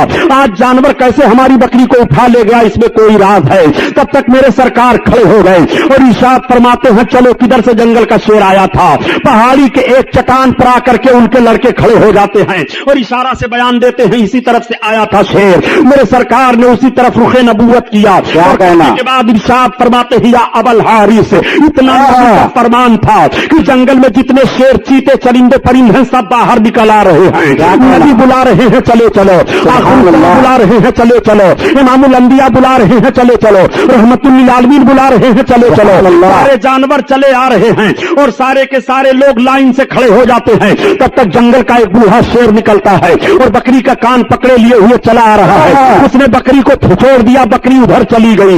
हजरत हलीमा सरकार का चेहरा देख रही है। मेरे आका ने जानवरों से इरशाद फरमाया, मेरी बकरी क्यों उठा ले गए थे? तो हलीमा कह रही है कि मोहम्मद की बोली तो मैं समझ रही थी, मगर जानवर क्या बोल रहे थे इसको मैं ना समझ पाई। हलीमा ने दामन थामा, अर्ज किया, बेटा जानवर तुमसे कैसी बातें कर रहे थे? तो आका इरशाद फरमाते हैं, ए अम्मी, जब मैंने उन जानवरों से पूछा कि मेरी बकरी क्यों उठा ले गए थे, तो उन जानवरों ने यही जवाब दिया कि आज 3 दिन का अरसा गुजर गया था, आप आए नहीं थे, आपका चेहरा देखने को नहीं मिला था। तो सारे जानवरों ने मशवरा किया कि हलीमा की बकरी उठा लाओ, छुड़ाने के लिए आप ही आ जाएंगे और आप ही की जियारत नसीब हो जाएगी, इसलिए काम किया गया। जानवर हैं जो नबी का चेहरा देखने के लिए तरस रहे हैं और जंगल के जानवर सरकार का चेहरा देखने के लिए निकल आ रहे हैं।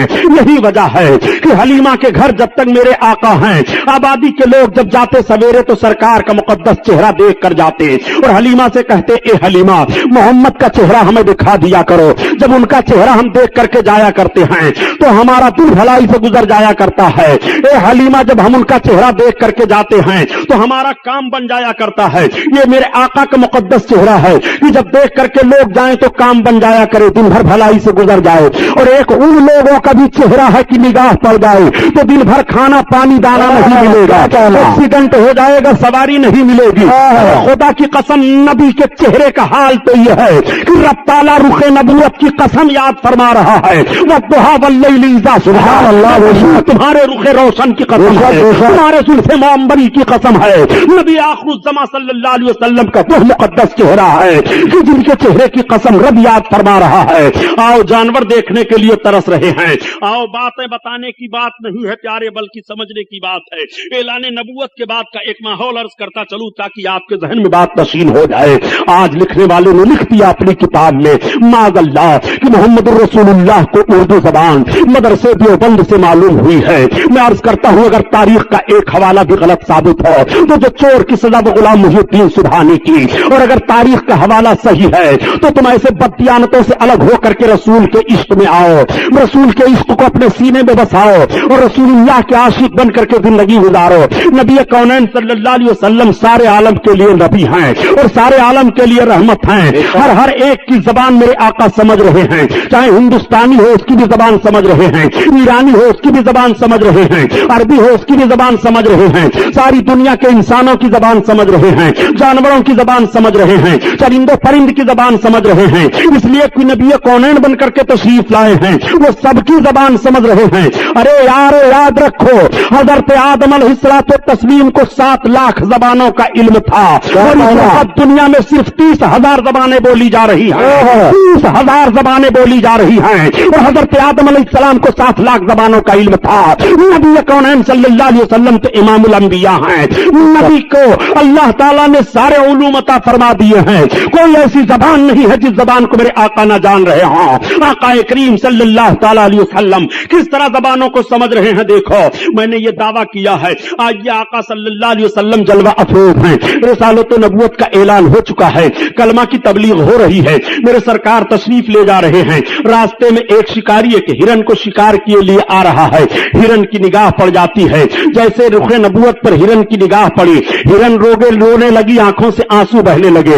वो मेरे सरकार जो जानवरों का रोना भी न पसंद फरमाए, न गवारा हो इंसानों के रोने को आका कब गवारा करेंगे। मेरे आका सल्लल्लाहु अलैहि वसल्लम से हिरन अर्ज कर रही है, या रसूल अल्लाह, मुझको इस शिकारी ने शिकार कर लिया है। या रसूल अल्लाह, मेरे 2 छोटे छोटे बच्चे हैं, मैं उन अपने बच्चों को दूध पिलाती हूँ। या रसूल अल्लाह, इस शिकारी के शिकार से मुझे आजाद करा दीजिए, मैं अपने छोटे बच्चों को दूध पिला करके या रसूल अल्लाह फिर इस शिकारी के शिकार में आ जाऊंगे। ए मेरे आका, आप रहम फरमा दें, आप करम फरमा दें। उस हिरन ने यह फरियाद पेश की और जैसे उसने यह फरियाद पेश की, आका फरमाते शिकारी, उसने कहा हाँ। आका ने फरमाया, देखिए शिकार मुझसे कह रही है कि इसके 2 छोटे छोटे बच्चे हैं से तू आजाद कर दे, ये अपने बच्चों को दूध पिलाने के बाद तेरे शिकार में आ जाएगी। उसने कहा, आप कैसी बात कह रहे हैं, भला शिकार भी छूट जाने के बाद शिकार में आता है? آقا نے فرمایا سن، اور شکاریوں کے شکار ہوں گے جو چھوٹ جائیں گے، وہ نہیں آئیں گے، مگر یہ میرا شکار ہے، یہ آزاد ہونے کے بعد بھی میرے شکار میں رہے گا، میں ذمہ داری لیتا ہوں۔ آقا کریم صلی اللہ علیہ وسلم کے کہنے پر اس شکاری نے چھوڑ دیا، ہرن آزاد ہوئی۔ ہرن جانے کے بعد اپنے دونوں بچوں کو دودھ پلاتی ہے، اور دودھ پلانے کے بعد جب واپس چلنے لگی، بچے ماں کی چھاتی نہیں چھوڑ رہے ہیں۔ ہرن نے کہا بچوں تمہارا پیٹ بھر گیا، اب تم چھوڑ دو، اب تمہارا پیٹ کیسے بھرے گا یہ مجھے معلوم نہیں۔ بچوں سے ماں نے جب یہ کہا بچے تڑپ گئے۔ ماں نے کہا اے بچوں، میں رسول اللہ صلی اللہ تعالی علیہ وسلم سے وعدہ کر کے آئی ہوں، اتنا سننا تھا کہ بچے بھی ماں کے ساتھ چل رہے ہیں، ہرن آ رہی ہے۔ آقا تشریف فرما ہے، سرکار کی نگاہ نبوت پڑی، ارشاد فرماتے ہو شکاریو دیکھ تیرا شکار آ رہا ہے۔ جیسے اس کی نگاہ پڑی کہ ہرن آ رہی ہے، اس کے ساتھ دونوں بچے بھی آ رہے ہیں، اس نے عرض کیا یا رسول اللہ اب ہمیں آپ اپنے شکار میں لیجئے، بعد میں شکار کو لوں گا۔ سرکار کا کلمہ پڑھا، اسلام میں داخل ہو گیا۔ آقا کریم صلی اللہ علیہ وسلم نے کس طرح سے ہرن کو آزادی دلائی ہے، میرے سرکار ہرن کی بھی فریاد کو پہنچ رہے ہیں اور اس کی بھی بولی سمجھ رہے ہیں۔ آؤ سرکار کی بارگاہ میں ایک صحابی حاضر آئے اور عرض کرتے ہیں یا رسول اللہ میرا اونٹ دیوانہ ہو گیا ہے، سرکار میں جب اس کے قریب جاتا ہوں تو کاٹنے دوڑتا ہے۔ آقا تشریف لے گئے صحابی کے باغ میں جہاں پر وہ اونٹ تھا۔ صحابی نے عرض کیا یا رسول اللہ اونٹ کے قریب نہ جائیں، ایسا نہ ہو کہ اونٹ آپ کو تکلیف دے دے۔ آقا فرماتے ہیں گھبرانے کی ضرورت نہیں ہے۔ جب اونٹ کے قریب گئے تو سرکار اونٹ کے قریب بڑھا اور قریب بڑھنے کے بعد آقا کے قدم مبارک، آقا فرماتے ہیں ایک صحابی سنو، یہ اونٹ مجھ سے کہہ رہا ہے کہ تم اس کو چارہ کم دے رہے ہو اور اس سے کام زیادہ لے رہے ہو، یہ کمزور ہو گیا ہے، تم اس کو چارہ زیادہ دیا کرو، جب یہ توانا ہو جائے تب تم اس سے کام لینا۔ اسی موقع پر میرے آقا نے ارشاد فرمایا کہ تم اپنے جانوروں کو دن بار رات میں 70 بار دانا اور پانی دیا کرو۔ جس نبی نے جانوروں پر اتنا رحم فرمایا ہو اس نبی کا رحم و کرم ہوگا، وہ نبی سارے عالم کے لیے رحمت بن کر کے تشریف لائے ہیں، وہ رحمت للعالمین ہے۔ جانوروں پر کس طرح رحمت ہو رہی ہے، میرے سرکار نے جانوروں پر کس طرح کرم فرمایا ہے، میرے آقا تشریف فرما ہے۔ تب تک پرندے حاضر ہو جاتے ہیں اور عرض کرتے ہیں یا رسول اللہ یہ آپ کی امت کے چھوٹے چھوٹے بچے ہمارے گھونسلوں کو اجاڑ دیا کرتے ہیں، یا رسول اللہ ہم پرندے تنکوں کو چک چک کر کے لاتے ہیں اور گھونسلے بناتے ہیں، سرکار اپنے ان امت کے بچوں کو آپ منع فرما دے۔ آقا نے ارشاد فرمایا اے صحابیو تم اپنے بچوں کو روک دو، کوئی بچہ کسی پرندے کے گھونسلے کو نہ اجاڑے۔ جس رسول نے پرندوں کے گھونسلے تک کی حفاظت کی، اس نبی کے امتیوں کے مکان جلائے جا رہے ہیں، اس نبی کے امتیوں کی دکان جلائی جا رہی ہیں، اس نبی کے امتیوں کی عبادت گاہیں پھونکی جا رہی ہیں۔ میں کہنا چاہتا ہوں رسول کائنات نے کتنا رحم و کرم فرمایا ہے جانوروں پر، سرکار نے کتنا کرم فرمایا ہے ان دو زبانوں پر۔ آقا کریم صلی اللہ تعالی علیہ وسلم ان سب کی زبان سمجھ رہے ہیں، شیر چیتے تعظیم کر رہے ہیں، درخت نبی کے قدموں پر جھک رہا ہے۔ اسی لیے تو اعلی حضرت عظیم البرکت فرماتے ہیں اے لوگوں جب نبی کونین جانوروں کی فریاد کو پہنچ رہے ہیں تو نبی کی بارگاہ میں امتی فریاد کرے تو نبی امتی کی فریاد کو کیوں نہیں پہنچیں گے؟ اسی لیے تو اعلی حضرت عظیم البرکت فرماتے ہیں کہ فریاد امتی جو کرے حال زار میں ممکن نہیں کہ خیر بشر کو خبر نہ ہو، خیر بشر کو خبر نہ ہو۔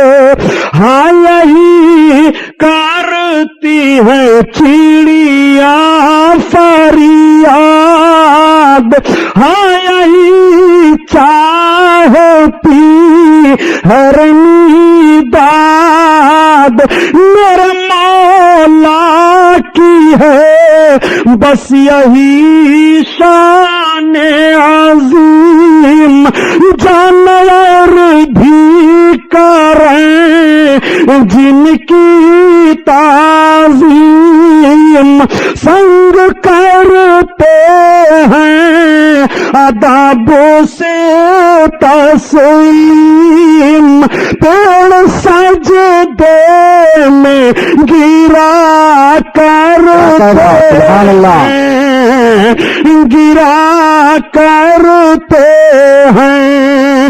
سبحان اللہ۔ علیہ وسلم کی عمر شریف 4 برس کی ہو گئی ہے۔ नबी कौनैन सल्लल्लाहु ताला अलैहि वसल्लम की उम्र शरीफ 4 बरस की है। एक रोज मेरे सरकार पहाड़ी के एक चट्टान पर तशरीफ ले गए। तब तक फिर हलीमा के बच्चे दौड़े दौड़े आए और अर्ज करते हैं, अरे अम्मी आज तो बड़ा गड़बड़ मामला हो गया। हलीमा ने कहा, वो क्या?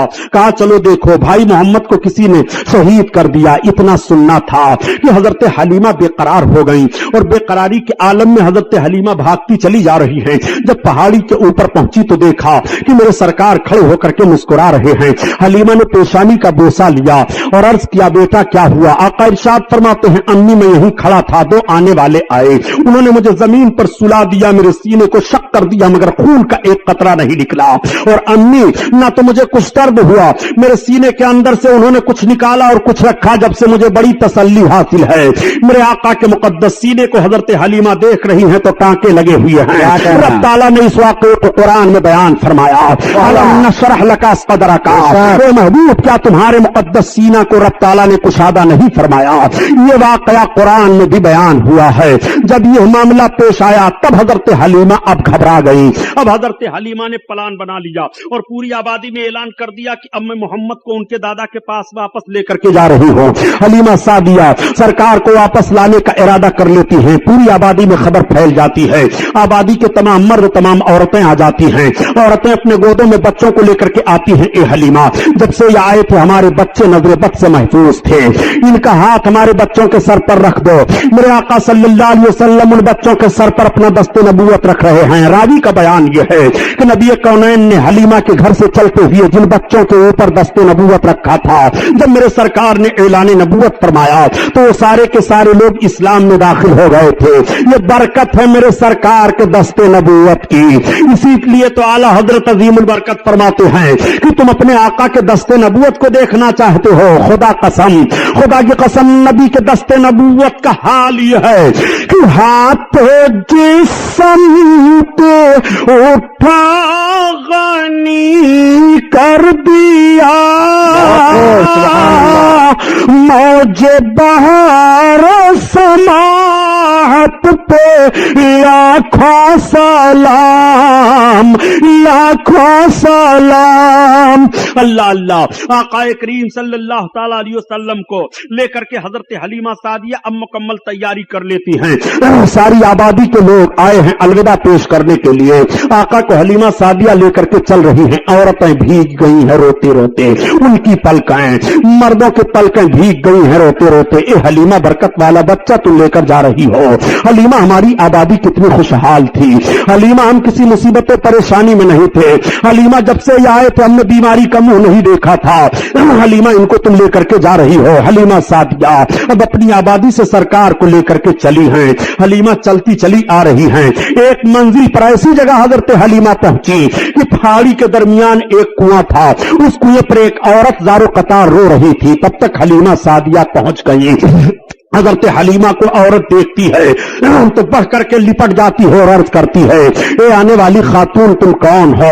हजरत हलीमा ने पूछा, पहले ये तुम बताओ तुम्हारे आंसू क्यों गिर रहे हैं, तुम ज़ारो कतार रो क्यों रही हो? उसने कहा, बहन कुएं के अंदर देखो अभी पानी हचकोले खा रहा है। ए बहन, मैं भी सामने वाली आबादी में जा रही थी। ए बहन, मामला यह है कि मेरी गोद में मेरा अकलौता बच्चा था, वो प्यासा था, प्यास से उसकी जबान बाहर आ रही थी। कुएं को देख करके मैं कुएं के दरार पर खड़ी हुई और झांक करके देखने लगी कि पानी कैसे निकाल सकती हूं। तब तक मेरा बच्चा मेरी गोद में उछला और अचानक मेरी गिरफ्त ढीली पड़ गई, मेरा बच्चा कुआं में चला गया। ए औरत, अगर मैं छलांग लगाती हूं तो मेरी भी जान जाएगी, हाय मेरी मदद करो। हजरत हलीमा सादिया फरमाती हूं, तुम घबराओ नहीं, मेरा नाम हलीमा सादिया है। ये मेरे साथ जो चल रहे हैं मोहम्मद इब्न अब्दुल्ला, सरदार कुरैश अब्दुल मुत्तलिब के पोते हैं। तब तक हजरत हलीमा सरकार की तरफ देख कर अर्ज करती हैं कि बेटा क्या होगा, अभी नबूवत और रिसालत का ऐलान नहीं हुआ है। अपने आका मेरे सरकार कुएं के दरार पर खड़े हुए और खड़े होने के बाद पानी को देखते हैं। देखने के बाद लुआब पाक सरकार ने पानी में डाल दिया। दस्तूर पड़ना था कि कुआं का पानी उछाल मारता है, उछाल के साथ डूबा हुआ बच्चा भी वापस आ रहा है। औरत दौड़ करके कदम पर गिर पड़ती है और अर्ज करती है, ए हलीमा, तुम अपने साथ बच्चा लेकर चल रही हो, ہو کہ کوئی فرشتہ لے کر چل رہی ہو. حلیمہ نے کہا تم نے یہی ایک واقعہ دیکھا, تم گھبرا گئی ہو, ایسے نہ جانے کتنے واقعات میں نے دیکھے ہیں, اسی بنیاد پر تو ان کو ان کے دادا کے پاس لے کر کے جا رہی ہوں. چنانچہ عرض کرنے کا مطلب یہ ہے پیارے کہ میرے سرکار نے اپنا لعاب شریف ہی کنواں میں کیوں ڈالا. ویسے ہی سرکار فرما دیتے بچہ باہر نکل آتا. تو بیان کیا جاتا ہے کہ اس کنویں کا پانی کھاری تھا, میرے سرکار کا لعاب شریف پڑ گیا تو کنویں کا پانی میٹھا ہو گیا. ایسا میٹھا ہوا کہ کوئی پانی اس کے مثال میں نہیں ہے. میرے سرکار نے مدینہ شریف کے کنویں میں لعاب شریف ڈالا تھا, اس وقت بھی پانی میٹھا ہو گیا تھا. اعلیٰ حضرت عظیم البرکت اسی لیے فرماتے ہیں کہ یہ نبی کا مقدس پھونک ہے کہ اگر پانی میں پڑ جائے پانی کھاری ہو تو میٹھا ہو جا رہا ہے, اس پانی کو پی لو تو صحت مند ہو جاؤ, اس پانی کو پیو تو پیاس دور ہو جائے, اس پانی کا کوئی مقابلہ نہیں کر سکتا ہے. نبی کا لعاب شریف پڑا ہے, اسی لیے تو اعلیٰ حضرت عظیم البرکت فرماتے ہیں کہ جس سے کھاری کوئی شیریں جا بنے اس زلال حلاوت پہ لاکھوں سلام, لاکھوں سلام. اللہ اللہ. آقا کریم صلی اللہ تعالی علیہ وسلم کو لے کر کے اب حضرت حلیمہ سعدیہ چلی. جب مکہ شریف ایک منزل رہ گیا تو حلیمہ سعدیہ, دھوپ کی شدت تھی, پہاڑیوں کے پاس جھاڑیاں تھی, وہاں سرکار کو ٹھہرا دیتی ہیں اور اپنی ضرورت سے چلی جاتی ہیں. میرے آقا مکہ شریف کا راستہ لے لیتے ہیں. اب حلیمہ سعدیہ جو گھوم کر کے آ رہی ہیں تو حلیمہ نے دیکھا کہ محمد وہاں پر ہیں ہی نہیں. حلیمہ بہت پریشان ہو گئی, چیخنے لگی, چلانے لگی اور آواز دینے لگی سرکار کو. حلیمہ رو رہی ہے پہاڑیوں کے درمیان, حلیمہ چیخ رہی ہے, چلا رہی ہیں, روتی ہی پہاڑیوں کے درمیان چل رہی تھی کہ ایک بوڑھا عرب ملا. اس نے پوچھا حلیمہ, اس نے پوچھا خاتون تم کون ہو؟ حلیمہ نے بتایا کہ میں حلیمہ سعدیہ ہوں, میں قبیلے سعد سے آ رہی تھی, میرا بچہ غائب ہو گیا ہے. اس نے کہا یہ چلو پہاڑی کے اندر ایک ہمارا خدا ہے, ایک بت رہتا تھا, چلو تم اس کے سامنے اپنی فریاد پیش کرو, وہ بتا دے گا کہ تمہارا بچہ کہاں ہے. جیسے حلیمہ کو لے کر کے گیا, اس نے کہا اے ہمارے معبود, یہ حلیمہ عورت ہے, اس کا بچہ غائب ہو گیا ہے. یہ مکہ اپنے بچہ کو لے کر کے جا رہی تھی. جیسے اتنا سننا تھا کہ وہ بت تھر تھرا کر کے گرا اور اس کے اندر سے آواز آئی, ان کی بات کر رہے ہو کہ جن کے نقش قدم پر چل کر کے غائب ہوئے لوگ راستہ پائیں گے, وہ غائب ہونے والے نہیں ہیں, وہ بھٹکنے والے نہیں ہیں. حلیمہ وہاں سے ہٹ آئی. اب یہ اطلاع مکہ میں بھی پہنچ گئی تھی. معاملہ یہ ہوا کہ میرے سرکار جب اس حال جھاڑی سے گئے تو روایتوں میں بات آتی ہے کہ ابو جہل آ رہا تھا. اس وقت اس کو ابو جہل نہیں کہا جاتا تھا بلکہ پورے مکہ میں وہ ابو الحکم کہا جاتا تھا. وہ آ رہا تھا, اس نے دیکھا, جیسے دیکھا تو پوچھا سرکار سے. آقا نے بتایا کہ میں محمد ابن عبداللہ ہوں. اتنا سننا تھا, وہ اپنی سواری سے اتر پڑا اور اترنے کے بعد سرکار کو بٹھا لیا اور آگے بیٹھ کر کے چلنے لگا. اب سواری نہیں چل رہی ہے, وہ بہت پریشان ہو گیا. پھر سرکار کو آگے بیٹھایا اور پیچھے اپنا بیٹھا. اب سواری ہانک رہا ہے تو سواری بھاگتی چلی جا رہی ہے. گویا اس سواری کو بھی معلوم ہے کہ دشمن رسول آگے بیٹھے اور سرکار پیچھے بیٹھے, میں نہیں جاؤں گی. میرے سرکار جب آگے بیٹھ رہے ہیں اور دشمن پیچھے بیٹھا ہے, اب سرکار کو لے کر کے سواری بھاگ رہی ہے. مکہ میں اطلاع پہنچ چکی تھی کہ حلیمہ سرکار کو لے کر کے آئی تھی اور راستے میں کہیں میرے آقا غائب ہو گئے. آقا کے دادا جان حضرت عبد المطلب بھی تیاری کر کے نکلنے والے تھے. تب تک ابو جہل پہنچ گیا اور پہنچنے کے بعد کہا یہ سردار قریش, یہ لیجیے آپ کے پوتے محمد ہیں. یہ میں نہیں جانتا کہ یہ میرے ساتھ کیا کریں گے, لیکن ایسا ایسا معاملہ پیش آیا ہے. اس ظالم کو کیا خبر ہے کہ بدر کے مقام پر تلوار گھٹی سے کاٹے گی؟ اس ظالم کو کیا خبر ہے کہ گڑھے میں ڈالا جائے گا؟ اس ظالم کو کیا خبر ہے کہ سب سے بڑا مکہ کا دشمن سرکار کا یہی ہوگا؟ ابو جہل نے یہ کہا حضرت عبد المطلب سے اور کہہ کر کے پھر یہ چلا گیا. اب آپ آیت کریمہ تلاوت کیجئے. مفسرین کی ایک جماعت کا کہنا ہے وَوَجَدَكَ ضَالًّا فَهَدَىٰ, اے محبوب ہم نے تمہیں خود رفتہ پایا, وہ رفتہ پایا اپنی محبت میں تو تمہیں راہ دی. اعلیٰ حضرت نے یہ ترجمہ کیا ہے.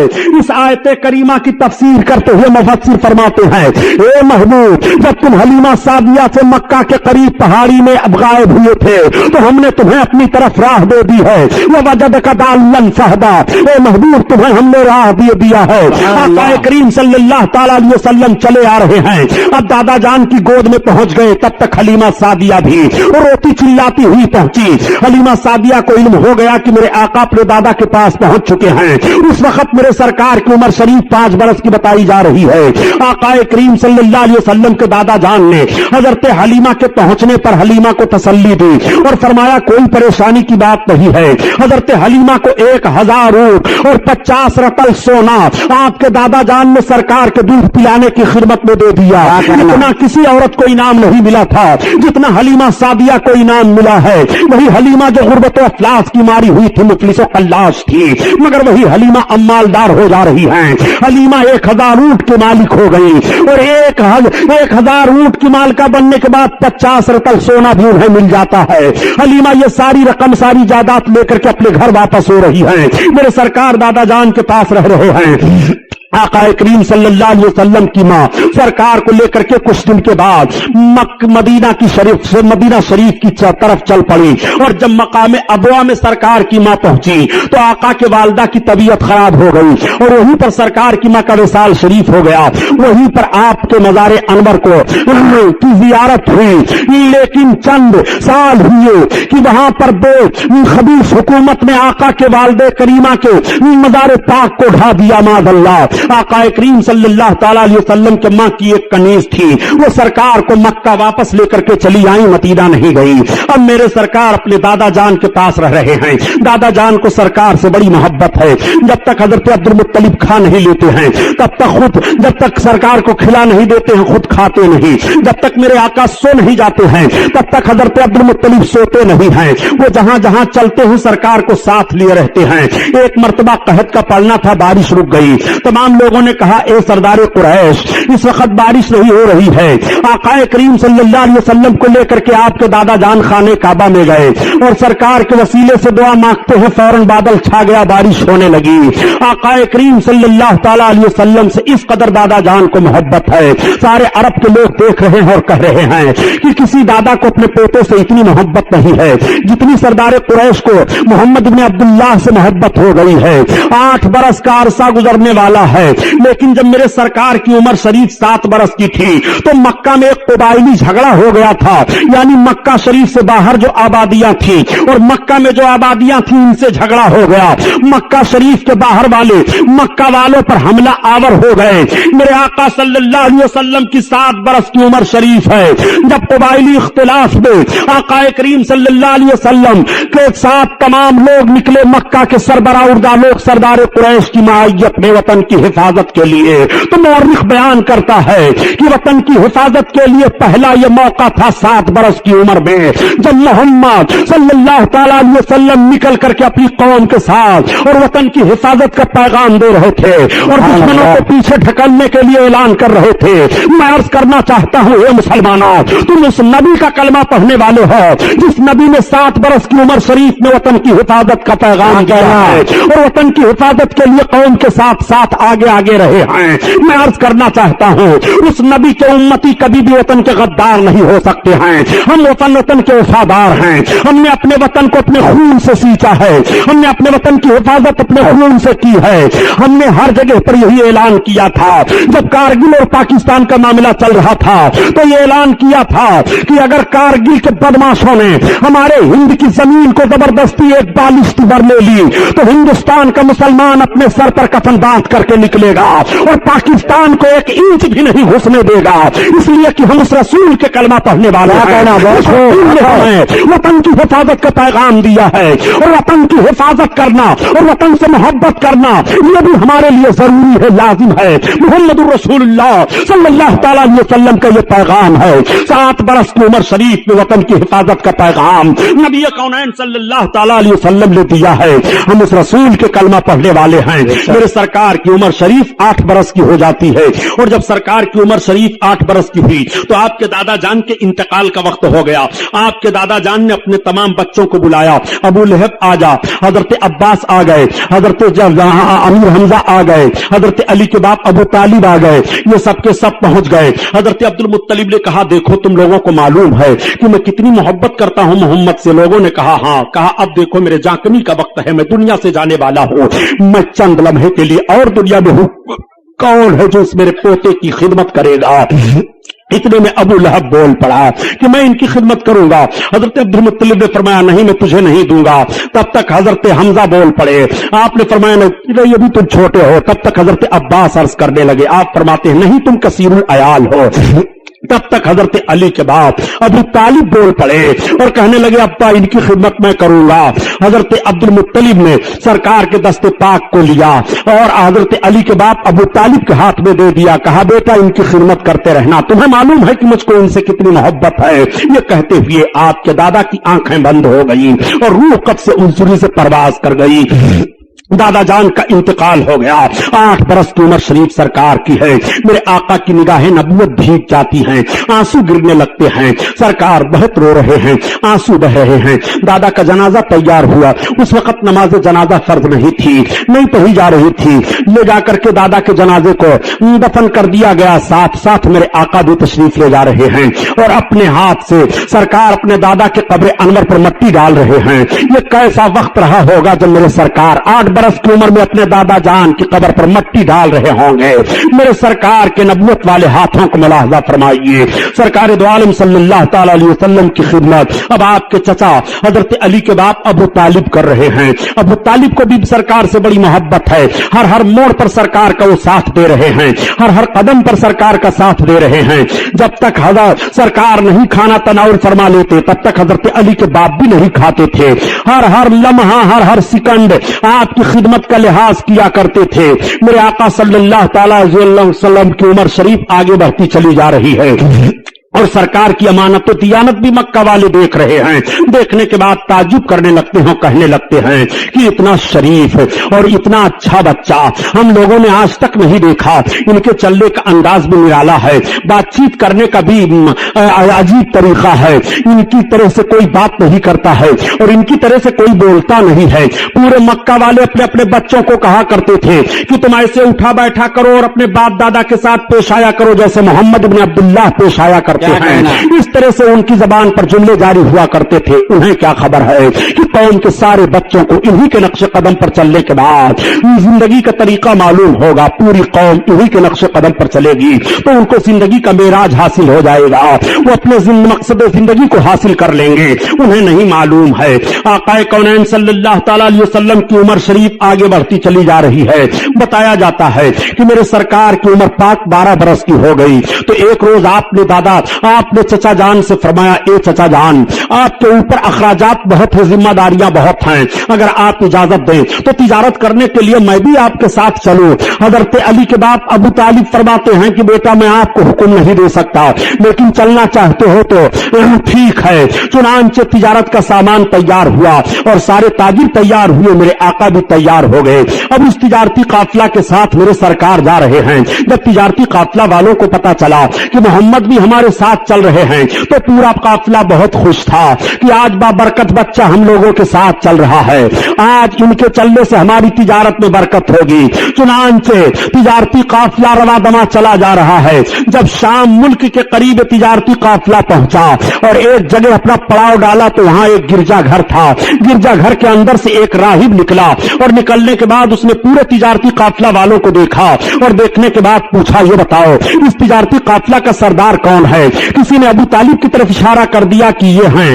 वो गिरजा घर का राहिब अबू तालिब के पास पहुंचता है और पूछता है, ये बताइए कि ये लड़का किसके साथ में है? हजरत अली के बाप अबू तालिब ने कहा, ये मेरे भतीजे मोहम्मद हैं। उस राहिब ने नीचे से ऊपर देखा और फिर ऊपर से नीचे देखा और कहा, ए सरदार कुरैश अबू तालिब, मैं आपसे अर्ज करता हूं कि आप इनको वापस लेकर के वापस हो जाइए, आप आगे न बढ़िए। इनके अंदर नबी आखिर ज़मा होने की तमाम निशानियां पाई जा रही हैं। यहूद इनको पहचान लेंगे तो तकलीफ हो जाने का अंदेशा है, इसलिए मेरा मशवरा यह है कि आप वापस ले जाइए। चुनांचे अबू तालिब हजरत अली के बाद वहीं पर अपने माल को औने पौने करके बेच देते हैं और सरकार को लेकर के वापस आ जा रहे हैं। आकाए करीम मक्का शरीफ में फिर तशरीफ ले आए। मेरे सरकार की मुकद्दस उम्र का हिस्सा 13वां बरस का लगा है, मगर मेरे सरकार ने 13 और 14 बरस के बीच में अमानत और सदाकत का वो माहौल मक्का में छोड़ दिया है कि सारे मक्का के लोग आपको अमीन कहना शुरू कर देते हैं और आपको साबित कहना शुरू कर देते हैं।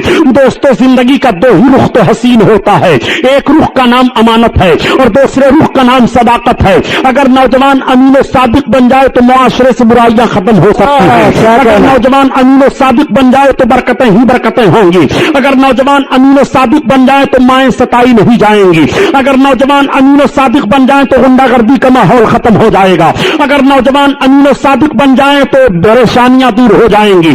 अगर नौजवान अमीन और साबित बन जाए तो दुश्वारियों का सामना नहीं करना पड़ेगा। अगर नौजवान अमीन और साबित बन जाए तो अय्याशियों के अड्डों पर आग लग सकती है, शराबखोरी का माहौल दूर हो सकता है। जिंदगी का दो ही रुख तो अजीम शान होता है, एक रुख का नाम अमानत है और दूसरे रुख का नाम सदाकत है। पैगंबर इस्लाम सल्लल्लाहु ताला अलैहि वसल्लम ने अपनी 13 बरस की उम्र शरीफ में अमानत और सदाकत का एक अजीम शान माहौल पेश फरमाया है। ए नौजवानों, तुम्हें अमीन बनकर के जीना चाहिए, तुम्हें साबित बनकर के जीना चाहिए। मक्का वालों ने देखा कि मोहम्मद की जबान पर कभी भी कोई जुमला गलत नहीं आया है। मक्का वालों ने देखा कि मोहम्मद ने कभी भी अमानत में खयानत नहीं की है। जो चीज उनके पास रखी जा रही है वो बहु उसी हालत में पाई जा रही है। जो वो कह रहे हैं सच कह रहे हैं, कभी उनकी जबान पर गलत अल्फाज नहीं आए हैं। इस बुनियाद पर आप साबित कहे जा रहे हैं, आपको अमीन कहा जा रहा है। मेरे सरकार इतने रहम दिल हैं कि एक रोज मेरे आका मक्का की गलियों से गुजर रहे थे, क्या कहना? एक नौजवान अपनी बीवी को मार रहा था। सरकार की निगाह पड़ी, आका ने फरमाया, खबरदार तुम औरत को ना मारो। क्या तुम औरत को मार रहे हो? तुम नौजवान हो, वो तुम्हारी बीवी है, तुम अपनी औरत को मार रहे हो। आखिर तुम भी इंसान हो, वो भी इंसान है। उस नौजवान ने कहा, ए अमीनो साबित मोहम्मद आप आ गए तो मैंने छोड़ दिया इसको मारना, वरना सोचा था कि इसकी हड्डी पिछली तोड़ डालूंगा। उस औरत ने देखा, देखने के बाद कहा, आह ये कितने अच्छे नौजवान हैं, जब इनको दूसरे की औरत के साथ इस तरह रहमदिली है तो अपनी बीवी के साथ ये किस तरह रहमदिल से पेश आएंगे। इनका माहौल अपनी बीवी के साथ कैसा होगा।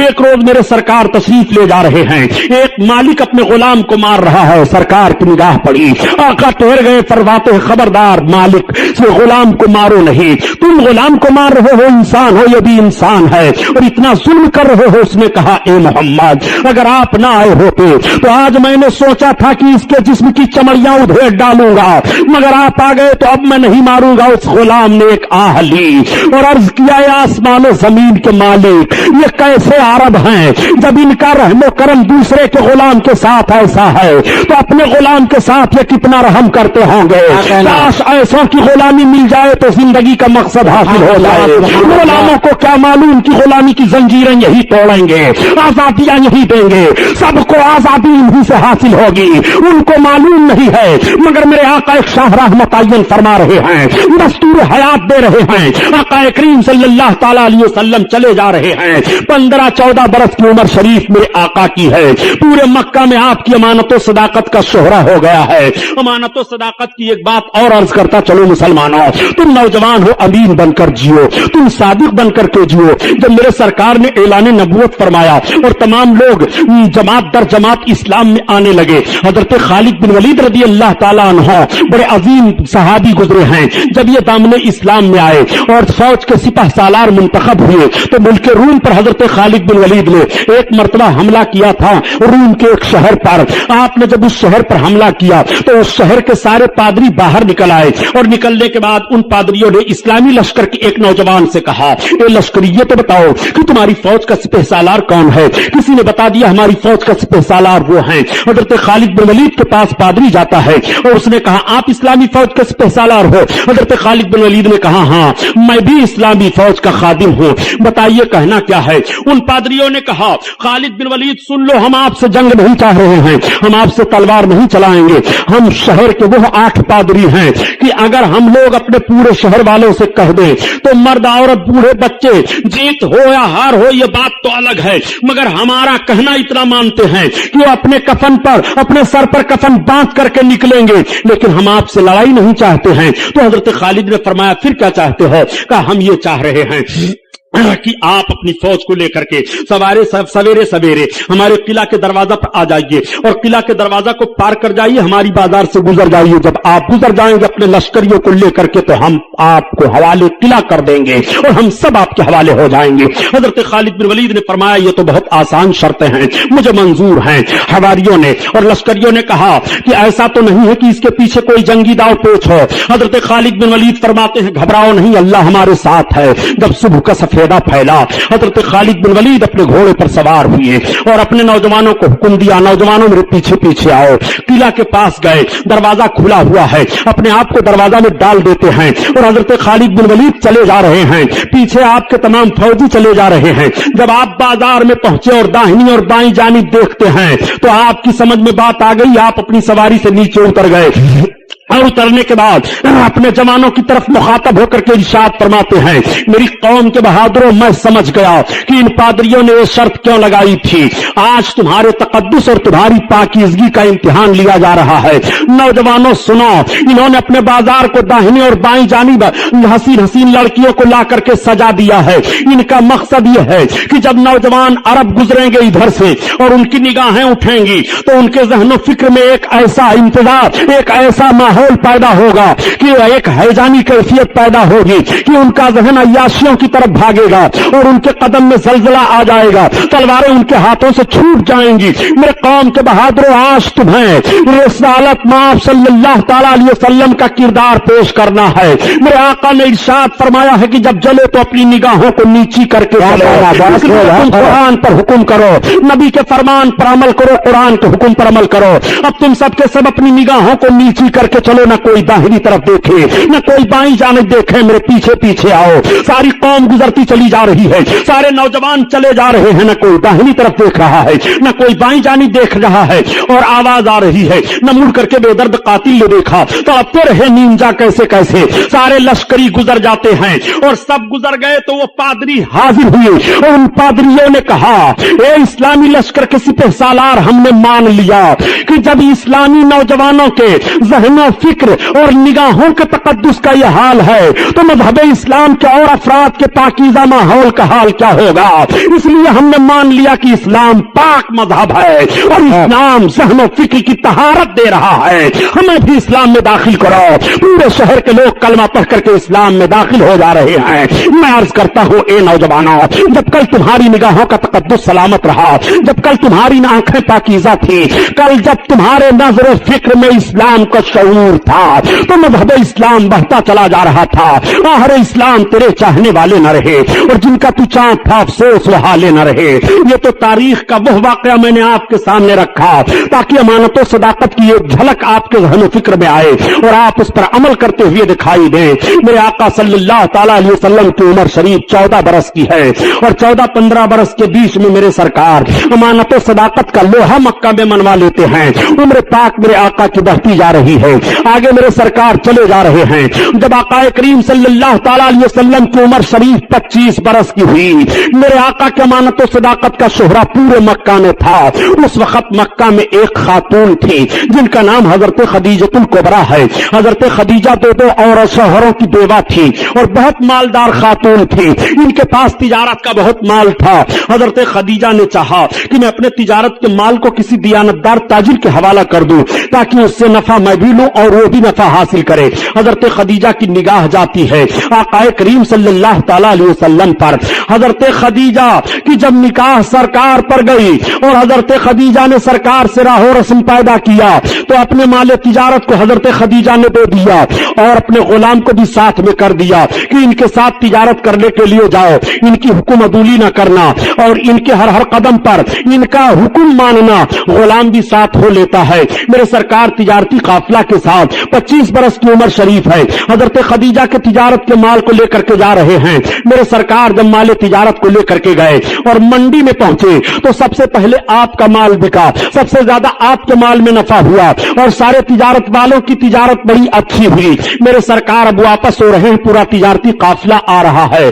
जब काफिला आने लगा, मक्का वालों को पता चला कि आज से 2 माह पहले तो जिन औरतों के शौहर गए थे वो औरतें अपने मकान के छतों से चढ़ करके देख रही हैं और जिनके बच्चे जो जिनके बाप गए थे बच्चे देख रहे हैं, बहनें अपने भाइयों को देख रही हैं। हजरत खदीजा कहती हैं कि मैं भी अपने मकान के छत पर चढ़ी और मैंने भी सोचा कि लाओ मेरे माल को तिजारत के लिए मोहम्मद लेकर के गए थे, वो भी आ रहे हैं कि नहीं देखूं। चुनांचे हजरत खदीजा कहती हैं कि जब मैं अपने मकान के छत से देखने लगी तो सब में ऊंचे मोहम्मद दिखाई दे रहे थे। सारे लोगों के ऊपर तो धूप पड़ रही है मगर मोहम्मद के सर पर बादल साया किए हुए चल रहा है और वो जू आगे बढ़ रहे हैं, साया आगे बढ़ता चला जा रहा है। मेरे सरकार तशरीफ फरमा हुए मक्का में तिजारत का हिसाबो किताब हुआ, बड़ा अच्छा नफा हुआ। हजरत खदीजा एक रोज ख्वाब देखती हैं कि आसमान से चांद मेरी गोद में उतर रहा है और वो चारों तरफ फैल गया है। इस ख्वाब को उन्होंने अपनी सहेली से बयान किया, उनकी सहेली ने उनके चचेरे भाई वर्का बिन नौफल से बयान किया। वर्का बिन नौफल उनके चचेरे भाई तौरात और ज़बूर इंजील के बड़े भारी आलिम थे। उन्होंने कहा अगर हकीकत में खदीजा ने ख्वाब देखा है तो अन करीब नबी आखिरुज़्ज़मा से उसका रिश्ते निकाह होगा। हजरत खदीजा जब इस ख्वाब के ताबीर को सुनती है तो सोचती हैं कि मैंने तो अहद कर लिया है कि अब मैं शादी नहीं करूंगी, मैं 2 शौहरों की बेवा हो चुकी हूं, मगर वो कौन नबी आखिरुज़्ज़मा है जिनसे मेरा रिश्ते निकाह होगा। पूरे मक्का के लोगों का जायजा लेती हैं। आका करीम सल्लल्लाहु अलैहि वसल्लम की मुकद्दस सूरत उनके ज़हन फिक्र में घूम घूम कर आती है। हजरत खदीजा को इतनी मोहब्बत पैदा हो गई कि कुछ ही रोज के बाद हजरत खदीजा ने सरकार की बारगाह में निकाह का पैगाम दे दिया। 40 बरस की उम्र शरीफ हजरत खदीजा की है और 25 बरस की उम्र शरीफ मेरे आका की है। ये पहली शादी मेरे सरकार की मक्का में होने जा रही है। आका करीम ने अपने चचा हजरत अली के बाप अबू तालिब से मशवरा किया। अबू तालिब ने कहा ठीक है, मुझे मंजूर है। खदीजा शरीफा मानी जा रही है, खदीजा तैयबा ताहरा मानी जा रही हैं, खदीजा एक बावकार औरत तस्लीम की जा रही हैं, तुम उनसे शादी करना चाहते हो, मुझे मंजूर है। तमाम खानदान के लोग इकट्ठा हो गए। उधर से हजरत खदीजा ने भी अपने खानदान को इकट्ठा कर लिया। वर्का बिन नौफल उनकी तरफ से बैठ गए और आका की तरफ से हजरत अली के बाप अबू तालिब बैठ गए। अब खुतबे निकाह पढ़ा जा रहा है। पहले जमाने में 4 तरह से निकाह हुआ करता था, 3 तरह का निकाह बातिल करार दे दिया गया और जो निकाह इस वक्त मुसलमानों में राइज है यही वो तरीका है जिस तरीके पर मेरे सरकार का निकाह हुआ है। नबी आखिरुज़्ज़मा का निकाह होने जा रहा है। मक्का के सरबराह लोग बैठे हुए हैं, मेरे सरकार दूल्हा बनकर के बैठे हुए हैं। मेरे आका दूल्हा बनकर के जब पहली बार मेरे आका की शादी हुई बने और मेरे आका वो दूल्हा बने जब मेराज में तशरीफ ले आया, खुदा की कसम दोनों बार दूल्हा बनना बेमिसाल है। आला हजरत अजीमुल बरकात मेराज में दूल्हा बनने का नक्शा यूं खींचते हैं कि वो सरवारे किशवारे रे सालात जो अर्श पे जलवागर हुए थे और नए निराले तारब के सामा अरब के मेहमान के लिए थे। अल्लाह अल्लाह आका करीम सल्लल्लाहु ताला अलैहि वसल्लम दूल्हा बने। हजरत खदीजा के भाई चचेरे वर्का बिन नौफल हजरत अली के बाप अबू तालिब से कहते हैं कि आप खुतबा पढ़िए। अब हजरत अली के बाप अबू तालिब जब खुतबा पढ़ने के लिए खड़े हुए तो सारी तारीफ आका की करते हैं और जब खदीजा के भाई चचेरे भाई वर्का बिन नौफल खड़े हुए तो वो भी सारी तारीफ आका के करते हैं। हजरत खदीजा का रिश्ते निकाह हुआ।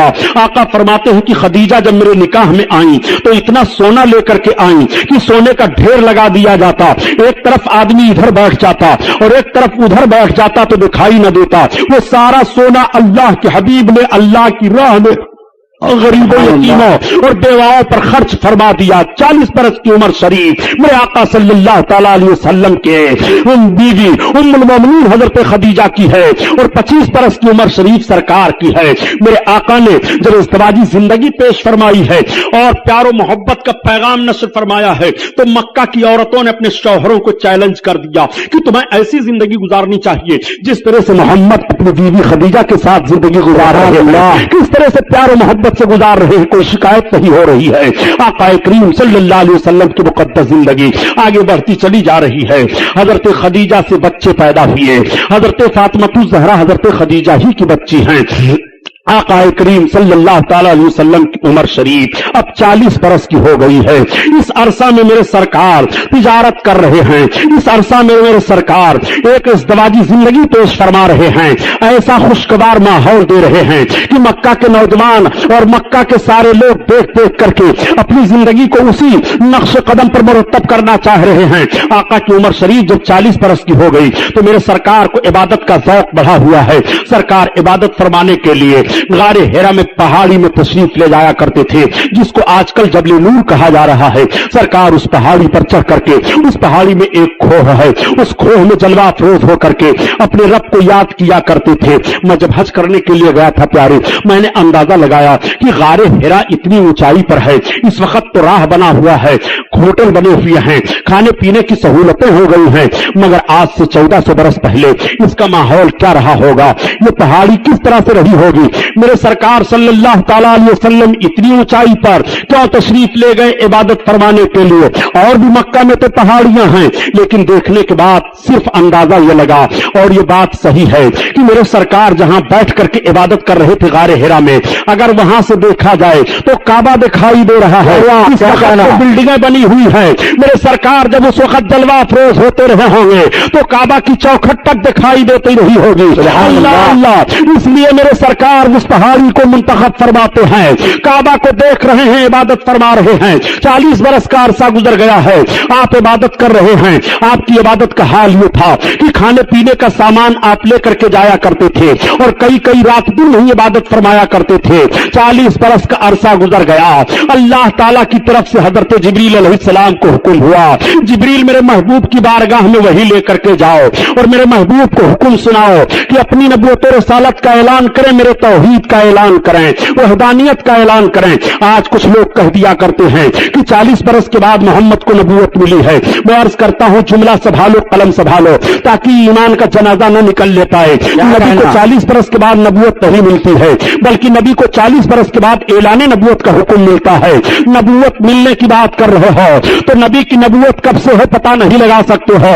नबी कौनैन से सहाबा ने अर्ज किया था, या रसूल अल्लाह आप कब से नबी हुए हैं? तो आका ने इरशाद फरमाया था, मैं उस वक्त से नबी हूं जब हजरत आदम अलैहिस्सलाम मिट्टी और पानी के दरमियान थे। नबूवत पता लगा नहीं पाओगे, ऐलान नबूवत का वक्त तो जरूर मालूम है कि नबी 40 बरस के बाद ऐलान नबूवत फरमा रहे हैं और रब हुक्म दे रहा है। हजरत जिब्रील अलैहिस्सलातो तस्लीम पहली वही लेकर के गारे हिरा में आका करीम सल्लल्लाहु अलैहि वसल्लम पर नाजिल हो रहे हैं। और जब हजरत जिब्रील नाजिल हुए तो रब के महबूब की बारगाह में अर्ज कर रहे हैं, इक़रा पढ़ो, इक़रा पढ़ो। एक जुमला में और अर्ज करता चलो प्यारे, इक़रा के लफ्ज से पहली वही आका पर नाजिल हो रही है। यहीं से पता चला कि उम्मत मोहम्मदिया के अफराद को पढ़ना चाहिए। आज हम लोग तालीम के से किस तरह दूर दिखाई दे रहे हैं, हम तालीम की तरफ जोर नहीं दे रहे हैं। नबी कौनैन पर जो वही का पहला लफ्ज नाजिल हो रहा है, इक़रा महबूब पढ़ो। आका फरमाते हैं, माना बेकारी में पढ़ने वाला नहीं हो, माना बेकारी में पढ़ने वाला नहीं हो। आका करीम ने जब ये फरमाया तो हजरत जिब्रील अलैहिस्सलाम ने दबोचा। अल्लाह के हबीब सल्लल्लाहु ताला अलैहि वसल्लम से फिर अर्ज करते हैं, इक़रा बिस्मि रब्बिकल लज़ी, अपने रब के नाम से पढ़िए। जैसे रब का नाम लेना था सरकार ने पढ़ना शुरू किया। अब हजरत जिब्रील अलैहिस्सलाम गए, अल्लाह के हबीब सल्लल्लाहु अलैहि वसल्लम तशरीफ लाए और अपनी बीवी हजरत खदीजा से फरमाते हैं, ज़म्मिलूनी ज़म्मिलूनी, मुझे कंबल ओढ़ाओ, कंबल ओढ़ाओ, मेरे जिस्म पर लर्जा तारी है, मुझे कुछ खशियत लग रही है, मैं कुछ खौफ सा महसूस कर रहा हूं। इतना सुनना था कि हजरत खदीजा ने कंबल ओढ़ा दिया और अर्ज किया, मेरे सरताज आप घबराएं नहीं, आप पर कोई खौफ नहीं होगा। आप सिला रहमी करते हैं, आप यतीमों की देखभाल करते हैं, आप बेवाओं की खबरगिरी करते हैं। हजरत खदीजा ने सरकार को लिया और अपने चचेरे भाई वर्का बिन नौफल के पास फिर गई और सारा माहौल बयान कर देती हैं। हजरत वर्का बिन नौफल ने कहा, ऐ काश मैं उस वक्त होता जब आपकी उम्मत आपको निकाल देगी अपने वतन से। और ये जो कैफियत आप बयान दे रहे हैं, ये तो वही नाजिल होने की कैफियत है। आका फरमाते हैं, क्या मेरी कौम मुझको वतन से निकाल देगी? वारका बिन नौफल ने कहा, हाँ, हर पैगंबर के साथ सख्ती की गई है। ये कह करके वो खामोश हो गए। आका करीम सल्लल्लाहु अलैहि वसल्लम तशरीफ लाए। अब कुछ रोज के लिए वही का सिलसिला बंद है। आका सल्लल्लाहु अलैहि वसल्लम पर फिर जब दोबारा वही नाजिल हुई तो रब ने इरशाद फरमाया, महबूब अब अपने अकारिब को, अजीजों को, रिश्तेदारों को मुझसे डराओ, अपनी नबूवत और रिसालत का ऐलान करो, मेरी वहदानियत का ऐलान करो। अल्लाह के हबीब सल्लल्लाहु तआला अलैहि वसल्लम ने सारी कौम की दावत ली और दावत लेने के बाद सरकार ने दावत खिला दिया और खिलाने के बाद आका इरशाद फरमाते हैं, मेरी कौम सुनो, मैंने किस लिए तुम्हें बुलाया है। आज मैं तुम्हें बताना चाहता हूं, क़ूलू ला इलाहा इल्लल्लाह तुफ्लिहू, तुम ला इलाहा इल्लल्लाह पढ़ लो, फलाह पा जाओगे। मैं अल्लाह का रसूल हूं। इस ऐलान का फरमाना था कि सारी कौम के लोग चले जा रहे हैं और कह रहे हैं, ये बात समझ में नहीं आ रही है कि मोहम्मद क्या कह रहे हैं, हम इस बात को समझ नहीं पा रहे हैं। मेरे सरकार ने फिर दोबारा दावत ली और दावत लेने के बाद पूरी कौम को दावत पेश की और दावत पेश करने के बाद इरशाद फरमाया, ये कौम क्या तुम्हें मालूम है मैंने किस लिए बुलाया है। कौम ने कहा, किस लिए बुलाए हो। आपने फरमाया, क़ूलू ला इलाहा इल्लल्लाह तुफ्लिहू इन्नी रसूलुल्लाह, तुम सबके सब कलमे तैयबा पढ़ लो, मैं अल्लाह का रसूल हूं, फलाह पा जाओगे। ये ऐलान करना था कि कौम फिर भाग रही है। अल्लाह के हबीब सल्लल्लाहु तआला अलैहि वसल्लम ऐलान कर रहे हैं मगर कौम नहीं सुन रही है। मेरे सरकार ऐलान फरमा रहे हैं मगर कौम तवज्जो नहीं दे रही है। उस वक्त हजरत अबू बकर सिद्दीक मक्का से तिजारत करने के लिए तशरीफ बाहर ले गए थे। आपको रईस मक्का कहा जाता है। वो बाहर जा रहे थे और शाम के करीब पहुंचे। शाम हो गई थी, एक झाड़ियां पड़ी, उन झाड़ियों में एक गिरजा घर पड़ा। उस गिरजा घर के करीब आपने अपने गुलाम से फरमाया कि जाओ पूछ लो, तिजारत का सामान रात का वक्त हो गया है, वहां रख दिया जाए और ये पूरा तिजारती काफिला यहीं आराम कर ले। जब आपका गुलाम जाता है और जाने के बाद राहिब के गुलाम से मिलता है तो राहिब के गुलाम ने कहा, नहीं, हम इजाजत नहीं दे सकते हैं। अगर तुम इजाजत लेना चाहते हो तिजारत के सामान को रखने के लिए तो चलो हमारे आका के पास। राहिब के पास खादिम आपका पहुंच जाता है गुलाम, और उसने जाकर के बताया। राहिब ने कहा, किस मक्का से तुम आए हो? जो खजूरों के झुरमुट में आबाद है, हाँ हाँ, जो दो पहाड़ियों के दरमियान में है, हाँ। किस मक्का से तुम आए हो? वही मक्का जिस मक्का में जमजम है, हाँ, उसी मक्का से तुम आए हो। उसने सारी बातों का जवाब दिया। कहा, अच्छा जाओ तुम अपने आका को बुला लाओ। अब वो खादिम आया और उसने अर्ज किया हजरत अबू बकर इब्न क़हाफ़ा से कि आप चलिए, पादरी पहले आपको बुला रहा है, बिला आपके मशवरा और आपके पूछे हुए तिजारत के सामान को रखने की इजाजत नहीं देगा। हजरत अबू बकर सिद्दीक पहुंच गए। जैसे आप पहुंचे तब तक राहिब खड़ा हो गया और उसने आपकी पेशानी को चूम लिया और चूमने के बाद आपके हाथ को हाथ में ले लिया और उसने कहा, ए अबू बकर इब्न क़हाफ़ा, तुम मुझे इजाजत दो, मैं तुम्हें अमीरुल मोमिनीन कहूं। तब तक हजरत अबू बकर सिद्दीक चौंक पड़े। आपने कहा, अजीब मामला है, तुम अमीरुल मोमिनीन मुझे कहोगे, कहां खफा होने की जरूरत नहीं है। ए अबू बकर इब्न क़हाफ़ा, इस वक्त मक्का में नबी मबूस हुए हैं और उन्होंने नबूवत का ऐलान किया है। उनका कलमा सबसे पहले तुम पढ़ोगे और उनके खलीफा सबसे पहले तुम बनोगे। अमीरुल मोमिनीन पहले तुम्हें कहा जाएगा। ये मैं यूं ही नहीं बता रहा हूं बल्कि मेरे पास ये सारी निशानियां मौजूद हैं। हजरत अबू बकर का यह सुनना था कि एक अजीब हैजानी कैफियत हो जाती है। रात गुजर जाती है, सामान तिजारत रख दिया जाता है और फिर जब सुबह हुई तो आपने वही अपने तिजारत के माल को ताजरों को दे दिया और वहीं से वापस आ गए। जब आप मक्का में पहुंचे तो आपने सुना, वाकई अल्लाह के हबीब ने नबूवत और रिसालत का ऐलान फरमा दिया है। मक्का में सबसे पहले अबू जहल मिल गया और मिलने के बाद कहता है, ए अबू बकर इब्न क़हाफ़ा, आ जाओ आ जाओ, अभी तुम तिजारत से आ रहे हो? कहा, हाँ। कहा, तुम्हारे साथी मोहम्मद तो रसूल और नबी होने का दावा कर रहे हैं।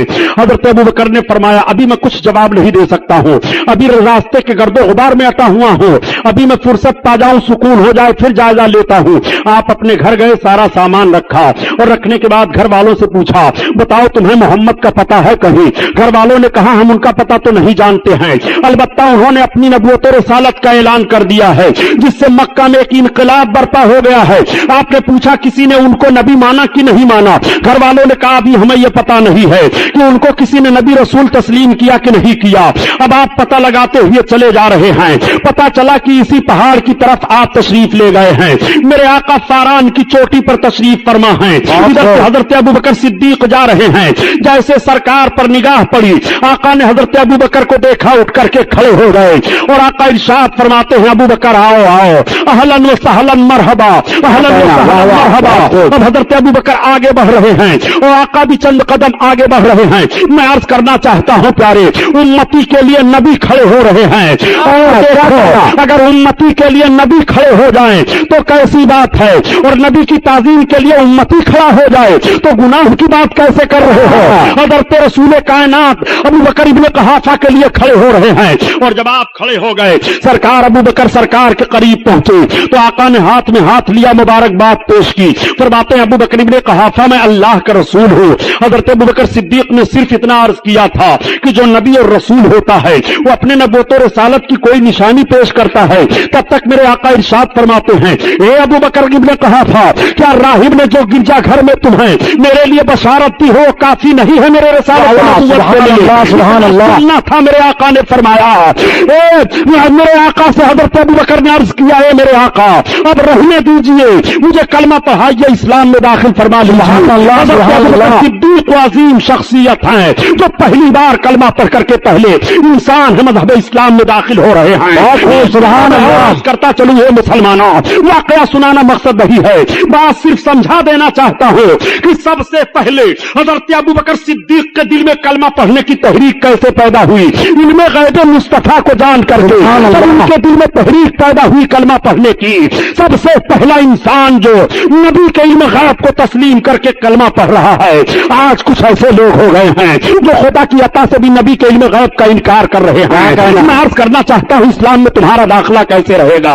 आओ देखो, हज़रत अबू बकर सिद्दीक ने सरकार का कलमा पढ़ा और कलमा पढ़ करके इस्लाम में दाखिला ले लिया। मर्दों में सबसे पहले हज़रत अबू बकर सिद्दीक ने कलमा पढ़ा, बच्चों में सबसे पहले हज़रत अली ने कलमा पढ़ा, औरतों में सबसे पहले हज़रत खदीजा ने कलमा पढ़ा, गुलामों में सबसे पहले हज़रत ज़ैद इब्ने हारिसा ने कलमा पढ़ा। वो लोग हैं जो सबसे पहले कलमा पढ़ करके इस्लाम में दाखिला ले रहे हैं। अब इस्लाम फैलना शुरू हो जाता है। हज़रत अबू बकर सिद्दीक रज़ियल्लाहु ताला अन्हु अपने तौर पर इस्लाम की तबलीग फरमा रहे हैं और मेरे आका सल्लल्लाहु अलैहि वसल्लम तबलीग फरमा रहे हैं। सरकार के खिलाफ दुश्मनी हो रही है, घर घर में इख्तिलाफ उठ जाता है, बाप बेटे में जुदाई हो जाती है, बीवी शौहर में इख्तिलाफ हो जाता है, मगर मेरे सरकार अपनी तहरीक को आगे बढ़ाते चले जा रहे हैं। मक्का वाले बहुत तंग कर रहे हैं, इतना तंग कर रहे हैं कि रास्ता चलना दुश्वार हो जाता है। बाजारों में अबू लहब, अबू जहल, ये शकीउल कल्ब मरदूद लोग घूमा करते थे और लोगों से कहा करते थे, ए लोगों, मोहम्मद की बात ना सुनो, अगर इनकी बात सुनोगे तो अपने दीन से हट जाओगे, ये ऐलान किया करते थे। मगर मेरे सरकार भी रिसालत का पैगाम पहुंचाया करते थे। एक रोज मेरे सरकार आबादी से बाहर तशरीफ ले गए हैं। आकाए करीम बाहर तबलीग फरमा करके आ रहे हैं। शाम हो रही है कि रास्ते में एक बूढ़ी औरत आ रही थी, उसका बोझ बाज वजनी था। वो कभी अपने बोझ को लेकर के चलती, कभी रख देती, फिर कभी लेकर के चलती, कभी रख देती। तब तक मेरे सरकार करीब पहुंच गए। आपने पूछा, बूढ़ी खातून कहां जाओगे? उसने अपने मंजिल की निशानदेही कर दी। आका ने उसके बोझ को संभाल लिया। अब सरकार चल रहे हैं और वो बूढ़ी औरत चल रही है। मेरे आका आहिस्ता आहिस्ता चल रहे हैं ताकि बूढ़ी औरत को तकलीफ न होने पाए। उस खातून ने पूछा, ये अरब के शरीफ मर्द, ये तो बताओ कि किस कबीले से ताल्लुक रखते हो? आका ने फरमाया, मेरा ताल्लुक कबीले कुरैश से है। वो पूछती है, कबीले कुरैश में ऐसे ऐसे लोग हैं, बड़े अच्छे हो। ये पूछते हुए वो चली जा रही है। उसने कहा, अब ठहर जाइए। जब मेरे सरकार ठहरे तो रख दीजिए, यही मेरा गरीब खाना है। आका ने उसके बोझ को रखा, मेरे सरकार चलने लगे तो उसने कहा, आप मजदूरी ले लीजिए। आका ने फरमाया, मुझे मजदूरी की जरूरत नहीं है, मैं आ रहा था, तुम्हारी जरूरत थी, मैंने तुम्हारी जरूरत को हल कर दिया। उसने कहा, आप बड़े अच्छे शरीफ मर्द हो, अरब में ऐसे शरीफ कम पाए जा रहे हैं जो दूसरों की मदद इस तरह से कर दिया करते हैं और उजरत न लेते हैं। आपने ये तो बताया कि मेरा ताल्लुक कबीले कुरैश से है, कबीले कुरैश में ऐसे शरीफ लोग पाए जा रहे हैं। मैंने सुना है कि कबीले कुरैश में मोहम्मद इब्ने अब्दुल्लाह पैदा हुए हैं जो नबूवत रिसालत का दावा कर रहे हैं। ये अरब के सराय शरीफ मर्द, क्या तुम उनको जानते हो? आका ने मुस्कुराते हुए फरमाया, ये बूढ़ी औरत, बताओ क्या तुम उन्हें पहचान रही हो? उस औरत ने कहा, मैं उनको पहचान कर क्या करूंगी? मैंने सुना है कि उनकी बोली जो सुन लेता है वो अपना मजहब छोड़ देता है, उनका दीन कबूल कर लिया करता है। मैं सिर्फ इसलिए तुमसे पूछ रही हूं कि तुम बड़े शरीफ हो और नरम दिल हो, उनके करीब न जाना, وہ بھی قبیلے قریش سے تعلق رکھتے ہیں، تب تک آقا نے ارشاد فرمایا ایک خاتون جس مرد کے تعلق سے تم نے سنا ہے محمد ابن عبداللہ میں ہی ہوں، محمد ابن عبداللہ تم ہی ہو، تو سب سے پہلے مجھے کلمہ پڑھاؤ، اللہ کے حبیب نے کلمہ پڑھایا اور اسلام میں داخل فرما لیا۔ میں عرض کرتا ہوں اے مسلمانوں، یورپ کے محققین نے جب مذہب اسلام کی تبلیغ کا یہ طریقہ دیکھا تو آج بھی کہنے پر مجبور ہیں کہ مذہب اسلام کو جس طرح سے پیغمبر اسلام نے پھیلایا ہے، اگر اخوت محبت اور رحمدلی کا وہ پیغام پیش کر کے مذہب اسلام کی نشر و اشاعت کی جائے تو آج بھی دنیا کے گوشہ گوشہ میں صرف اور صرف مذہب اسلام ہوگا۔ یہ میرے سرکار اسلام کی تبلیغ فرما رہے ہیں، اسلام بڑھتا چلا جا رہا ہے، اسلام پھیلتا چلا جا رہا ہے، اسلام کی مخالفت کرنے والے بھی بڑھتے اور پھیلتے چلے جا رہے ہیں۔ جب مخالفین حد سے زیادہ ہو گئے اور مار پیٹ دہاڑ شروع ہو گئی، حضرت بلال حبشی 8ویں نمبر پر ہیں جن کو بہت ستایا جا رہا ہے، خرید کر آزاد کیا گیا۔ حضرت امیر حمزہ اسی موقع پر اسلام لائے جب ابو جہل نے سرکار کو پتھر پھینک کر کے مار دیا تھا اور آقا کے سر اقدس میں پتھر مس ہو گیا تھا، خون نکلا تھا۔ حمزہ باہر گئے ہوئے تھے، آتے ہیں اور بیوی نے بتا دیا کہ قبیلے قریش کے نوجوانوں کو کیا ہو گیا ہے کہ محمد جیسے شریف اور امین و صادق کو ایسے لوگ پتھر پھینک دیں، ان کو ناموس کی کا بھی خیال نہیں آ رہا ہے۔ اتنا سننا تھا کہ سرکار کے چچا حضرت حمزہ آگے بڑھے تھے، ابو جہل کو مارا اور اس کے سر کو پھوڑ دیا تھا، ہاتھ توڑ دیا تھا، بڑا ہنگامہ ہوا تھا۔ اور اس کے بعد حرم شریف میں گئے، میرے آقا نماز پڑھ رہے تھے، حرم شریف میں جانے کے بعد کہتے ہیں اے میرے بھتیجے خوش ہو جاؤ، میں نے اس مردود سے تمہاری چوٹ کا بدلہ لے لیا ہے۔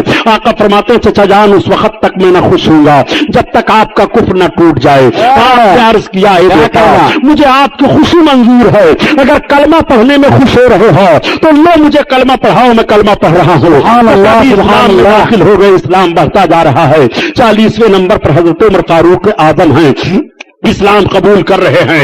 اس طرح سے اسلام کے فروغ کا سلسلہ آگے پھیلتا چلا جا رہا ہے۔ جب سارے مکہ کے کافر تب پریشان و عاجز ہو گئے تو یہ سب کے سب حضرت علی کے باپ ابو طالب کے پاس گئے اور جا کر کے کہنے لگے اے قریش کے سردار سن لو، آپ کے بھتیجے کی بہت ساری تحریکیں آگے بڑھتی چلی جا رہی ہیں اور وہ ہمارے بتوں کو برا بھلا کہتے چلے جا رہے ہیں، اپنے دین میں لوگوں کو داخل کرتے چلے جا رہے ہیں، آپ ان کو روکیے۔ اگر وہ ہم سے عرب کے کسی حسین و جمیل لڑکی سے شادی کرنے کے لیے مانگ کریں تو ہم تیار ہیں، اگر وہ ہماری سرداری چاہتے ہیں تو ہم سرداری دینے کے لیے تیار ہیں، وہ ہمارے معبودوں کو برا بھلا نہ کہیں، ہمارے معبودوں کی برائی نہ کریں۔ حضرت علی کے باپ ابو طالب نے کہا بیٹا سن رہے ہو لوگ کیا کہہ رہے ہیں؟ تو آقا ارشاد فرماتے ہوئے چچا جان اگر یہ لوگ میرے داہنے ہاتھ میں سورج لا کر رکھ دیں اور بائیں ہاتھ میں چاند لا کر کے رکھ دیں، جب بھی میں اپنی تحریک سے بعد نہیں آؤں گا، یہ میں تحریک اپنی طرف سے نہیں چلا رہا ہوں، یہ رب کا حکم ہے جو میں چلا رہا ہوں اور میں اس سے بعد نہیں آؤں گا۔ حضرت علی کے باپ ابو طالب کہتے ہیں بیٹا ٹھیک ہے تم اپنی تبلیغ کرتے رہو، لیکن اللہ کی مشیت دیکھو کہ حضرت علی کے باپ ابو طالب کو کلمہ نصیب نہ ہوا، وہ کلمہ پڑھ کر کے دنیا سے نہیں گئے۔ بہرحال ہم حضرت علی کے باپ ابو طالب پر کوئی بحث نہیں کرنا چاہتے ہیں، آقا کریم صلی اللہ علیہ وسلم کو ان سے بڑی محبت تھی اور پوری زندگی تک وہ سرکار سے محبت کرتے رہے۔ ایک موڑ ایسا بھی آیا تھا کہ شاب ابی طالب میں سب کے سب محصور ہو گئے تھے، یعنی عرب کے مکہ کے کفار نے کہا اے سردار قریش ابو طالب اگر بائیکاٹ آپ اپنے بھتیجے کا نہیں کر رہے ہیں تو ہم سب کے سب آپ کا بھی بائیکاٹ اور آپ کے سارے برادریوں اور سارے خاندان کا بائیکاٹ کر دیں گے، ہم لین دین نہیں رکھیں گے، تجارت نہیں رکھیں گے۔ چنانچہ شاب ابی طالب میں 3 سال تک محصور رہے اور 3 سال کے بعد پھر باہر آئے، اس میں حضرت علی کے باپ ابو طالب بھی ساتھوں ساتھ رہے۔ واقعہ سنانا مقصد رہی ہے، سیرت النبی کا یہ گوشہ اس لیے پیش کرتا جا رہا ہوں کہ آقا صلی اللہ علیہ وسلم کو اسلام کی تبلیغ میں کتنی دشواریوں کا سامنا کرنا پڑا تھا اور کتنی پریشانیوں کا سامنا کرنا پڑا تھا۔ میرے آقا صلی اللہ تعالی علیہ وسلم اسلام کی تبلیغ فرماتے چلے جا رہے ہیں، اب صحابہ کی ایک عظیم الشان جماعت ہو گئی ہے اور دشمنی بھی حد سے زیادہ ہو گئی ہے۔ آقا کریم صلی اللہ علیہ وسلم نے اپنے صحابیوں کو حبشہ حکم دے دیا ہجرت کرنے کے لیے۔ حبشہ کچھ لوگ چلے گئے ہجرت کر کے، پھر دوبارہ کچھ لوگ ہجرت کر کے چلے گئے۔ سرکار صلی اللہ علیہ وسلم رب کے حکم کا انتظار کر رہے تھے کہ جب رب تعالیٰ مجھے حکم دے گا تب میں مکہ سے ہجرت کر کے جاؤں گا، اور جدھر مجھے حکم دے گا ادھر ہجرت کر کے جاؤں گا۔ چنانچہ رب کا حکم آ گیا کہ محبوب اب تم مکہ چھوڑ دو، مدینہ کی طرف چلے جاؤ۔ میرے سرکار نے جب اعلان کیا تھا کہ میں بھی ہجرت کرنے والا ہوں تو حضرت ابوبکر صدیق سرکار کے مکان کے قریب رات میں آ جاتے اور رات بھر سرکار کے مکان کا پہرا دیتے رہتے۔ آقا نے پوچھا ابوبکر ایسا کیوں کر رہے ہو؟ تو عرض کرتے ہیں یا رسول اللہ میں اس لیے رات بھر جاگتا رہتا ہوں، پہرا دیتا رہتا ہوں کہ کب آپ کو حکم آ جائے ہجرت کا تو میں بھی آپ ہی کے ساتھ ہجرت کرنے کے لیے چلوں گا یا رسول اللہ۔ اس لیے ساتھ میں ہونے کے لیے یہ غلامانہ انداز میں آپ کے سامنے پیش کر رہا ہوں۔ آقا کریم صلی اللہ تعالی علیہ وسلم کی ہجرت کی تاریخ آ رہی ہے۔ میں عرض کرتا ہوں اے لوگوں، میرے سرکار نے ہجرت فرمائی ہے، مکہ کو چھوڑا ہے، مگر جاتے جاتے مکہ میں بھی، اور جب مدینہ طیبہ میں تشریف لے گئے تو مدینہ طیبہ میں بھی دستور حیات کو میرے آقا نے مرتب فرما دیا تھا۔ یہ مکہ کی سرزمین ہے، سرکار نے ملاحظہ فرمایا کہ لڑکیاں اب بھی ستائی جا رہی ہیں، عورتیں اب بھی ماری جا رہی ہیں، تو سرکار نے ارشاد فرمایا تھا خبردار کوئی اپنی بچی کو اب نہ مارے، جو بچی کو کی پرورش کرتا ہے وہ بچی اس کے لیے جہنم سے بچانے کے لیے آڑ بن جاتی ہے۔ ایک موقع پر میرے سرکار نے ارشاد فرمایا سترم من النار حجابا من النار، بچی اپنے ماں باپ کو جہنم سے بچانے کے لیے آڑ ہے۔ جس کے گھر کوئی بچی پیدا ہوتی ہے وہ ماں باپ کو جہنم سے بچانے کے لیے آڑ بن جاتی ہے۔ تو ایک صحابی نے عرض کیا تھا یا رسول اللہ جس کے کئی بچیاں ہوں، آقا نے ارشاد فرمایا اپنے بچیوں کی پرورش کرے، شادی کر دے، جنتی ہے۔ تو ایک صحابی نے عرض کیا یا رسول اللہ جس کے دو بچیاں ہوں، آقا نے فرمایا دونوں کی پرورش کرے، شادی کر دے، جنتی ہے۔ سرکار سے عرض کرتے ہیں یا رسول اللہ جس کے ایک بچی ہو، آقا فرماتے ہیں ایک کی پرورش کرے، شادی کر دے، جنتی ہے۔ آقا کریم صلی اللہ تعالی علیہ وسلم نے ان بچیوں کے لیے رحم و کرم کا پیغام نشر فرمایا تو وہی بچیاں ماؤں کی گود میں مسکرا رہی ہیں اور ماؤں کی گود میں کھیل رہی ہیں۔ میں عرض کرنا چاہتا ہوں پیارے، جب آپ کی گود میں پرورش پانے والی بچی آپ کے مغفرت کا وسیلہ بن سکتی ہے تو نبی کونین کیوں نہیں بخشوا سکتے ہیں اپنے امتیوں کو؟ رسول کیوں نہیں بخشوا سکتے ہیں؟ آؤ آقا کریم صلی اللہ علیہ وسلم نے بچیوں کو کتنا وقار عطا فرمایا ہے۔ آج جب کچھ لوگ کہہ دیا کرتے ہیں کہ مذہب اسلام نے تو عورتوں کو پردہ کی چہار دیواری میں مقید کر دیا ہے اور عورتوں کو مجبور محض بنا دیا ہے، میں عرض کرتا ہوں مذہب اسلام نے صحیح نظریہ پیش کیا ہے۔ عورت پردہ کی چہار دیواری ہی میں رہنے والی شے ہے۔ عورت عورت ہے، وہ چھپ کر کے رکھی جائے، چھپا کر کے رکھی جائے۔ عورتوں کو پارکوں میں گھومنے کے لیے نہیں پیدا کیا گیا ہے، دوش بدوش چلنے کے لیے نہیں پیدا کیا گیا ہے۔ عورتوں کو آفسوں میں بیٹھ کر کے تمہارے نگاہوں کی عیاشی کے لیے نہیں بنایا گیا ہے۔ عورتوں کو گھر کی رانی بنا دیا گیا ہے۔ عورت گھر کے لیے ایک عظیم الشان دولت ہے، عورت اپنے بچوں کے تربیت کے لیے ہے، اور عورت اپنے شوہر اپنے مکان کے زینت کے لیے ہے۔ عورت عورت بن کر کے رہے۔ مذہب اسلام نے جو نظریہ پیش کیا ہے صحیح پیش کیا ہے۔ دنیا کے جتنے بھی مذاہب ہیں سارے نظریات کو عورتوں کے تعلق سے اکٹھا کر لو اور مذہب اسلام کے نظریہ کو اکٹھا کر کے دیکھو تو مذہب اسلام نے جو وقار عورت کو دیا ہے کسی دھرم اور کسی مذہب میں وقار عورت کو نہیں ملا ہے۔ زیادہ سے زیادہ کسی دھرم والے نے یہ کہہ دیا کہ عورت لکشمی ہے، اس کی پوجا کرنی چاہیے، عورت دیوی ہے، اس کی عبادت کرنی چاہیے، عورت فلاں ہے، اس کا لحاظ کرنا چاہیے، عورت عیاشی کا ذریعہ ہے، اس کی پرورش کرنی چاہیے، عورت کو اس طرح سے بنا کر رکھنا چاہیے۔ مگر مذہب اسلام سے پوچھو مذہب اسلام تو قانون کون سا دے رہا ہے؟ تو مذہب اسلام کا قانون بول رہا ہے کہ بانی اسلام کا فرمان یہ ہے کہ عورت کی تین حیثیت ہے۔ جب یہ بچی ہے تو اپنے ماں باپ کے لیے بخشش کا ذریعہ ہے، اور جب یہ عورت بنی تو شوہر کے لیے بخشش کا ذریعہ ہے، اور جب یہ ماں بنی تو اولاد کے لیے بخشش کا ذریعہ ہے۔ اس کا مرتبہ درجہ بدلتا جاتا ہے اور اس کا وقار بھی بڑھتا چلا جا رہا ہے۔ میں عرض کرنا چاہتا ہوں پیارے، وہی بچی ہے جب بچی کی حالت میں ہے تو ماں باپ کے لیے بخشش کا ذریعہ ہے، اور جب ماں کی حالت میں بنی تو اولاد کے لیے بخشش کا ذریعہ ہے، اور جب وہ عورت بنی تو شوہر کے لیے بخشش کا ذریعہ ہے۔ نبی کونین ارشاد فرما رہے ہیں کہ جب شوہر و بیوی مسکرا کر ملتے ہیں تو اللہ تعالیٰ ان کی بخشش فرما دیتا ہے۔ میں چاہتا ہوں پیارے، یہ وقار کس نے دیا ہے؟ یہ عظمت کس نے دی ہے؟ یہ بہار کس نے دیا ہے؟ یہ بلندی کس نے دی ہے؟ یہ تمہیں شوکت کس نے دی ہے؟ یہ دستور حیات کس نے دیا ہے؟ یہ رسول و ضابطہ کس نے دیا ہے؟ کہنا پڑے گا محمد الرسول اللہ صلی اللہ تعالی علیہ وسلم۔ میرے آقا صلی اللہ علیہ وسلم ارشاد فرماتے ہیں کہ تمہارے ماں کے قدم کے نیچے جنت ہے۔ یہیں پر میں عرض کر رہا ہوں پیارے، جب ماں کے قدم کے نیچے نیچے جنت ہے، ماں کے قدم کا عالم یہ ہے، جس کے صدقے میں مائیں بنی ہیں، جس کے صدقے میں ساری کائنات کو ہوا ہے، رسول پاک کے قدم عالم، قدم پاک کا عالم کیا ہوگا؟ افطار کا یہ عالم ہے، افطار کا عالم کیا ہوگا؟ حضرت عظیم البرکت فرماتے ہیں کہ سب سے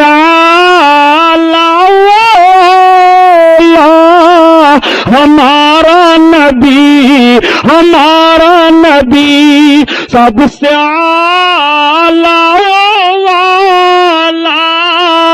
ہمارا نبی، اپنے مولا کا پیارا ہمارا نبی، ہمارا نبی سارے عالم کا دولہا ہمارا نبی، ہمارا نبی۔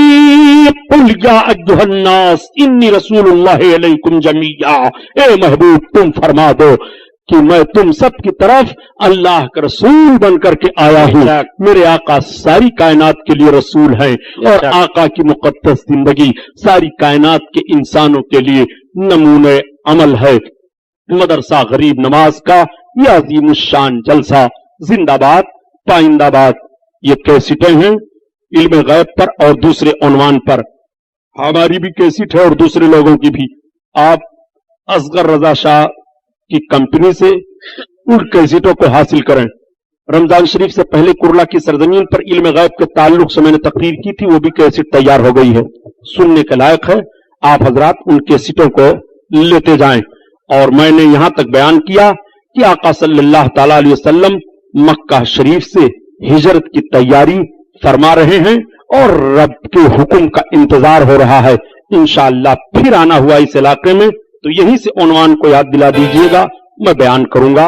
یہ محفل نور، اچھا ہدیہ جو ہے اس کیسٹ کا 60 روپے ہے۔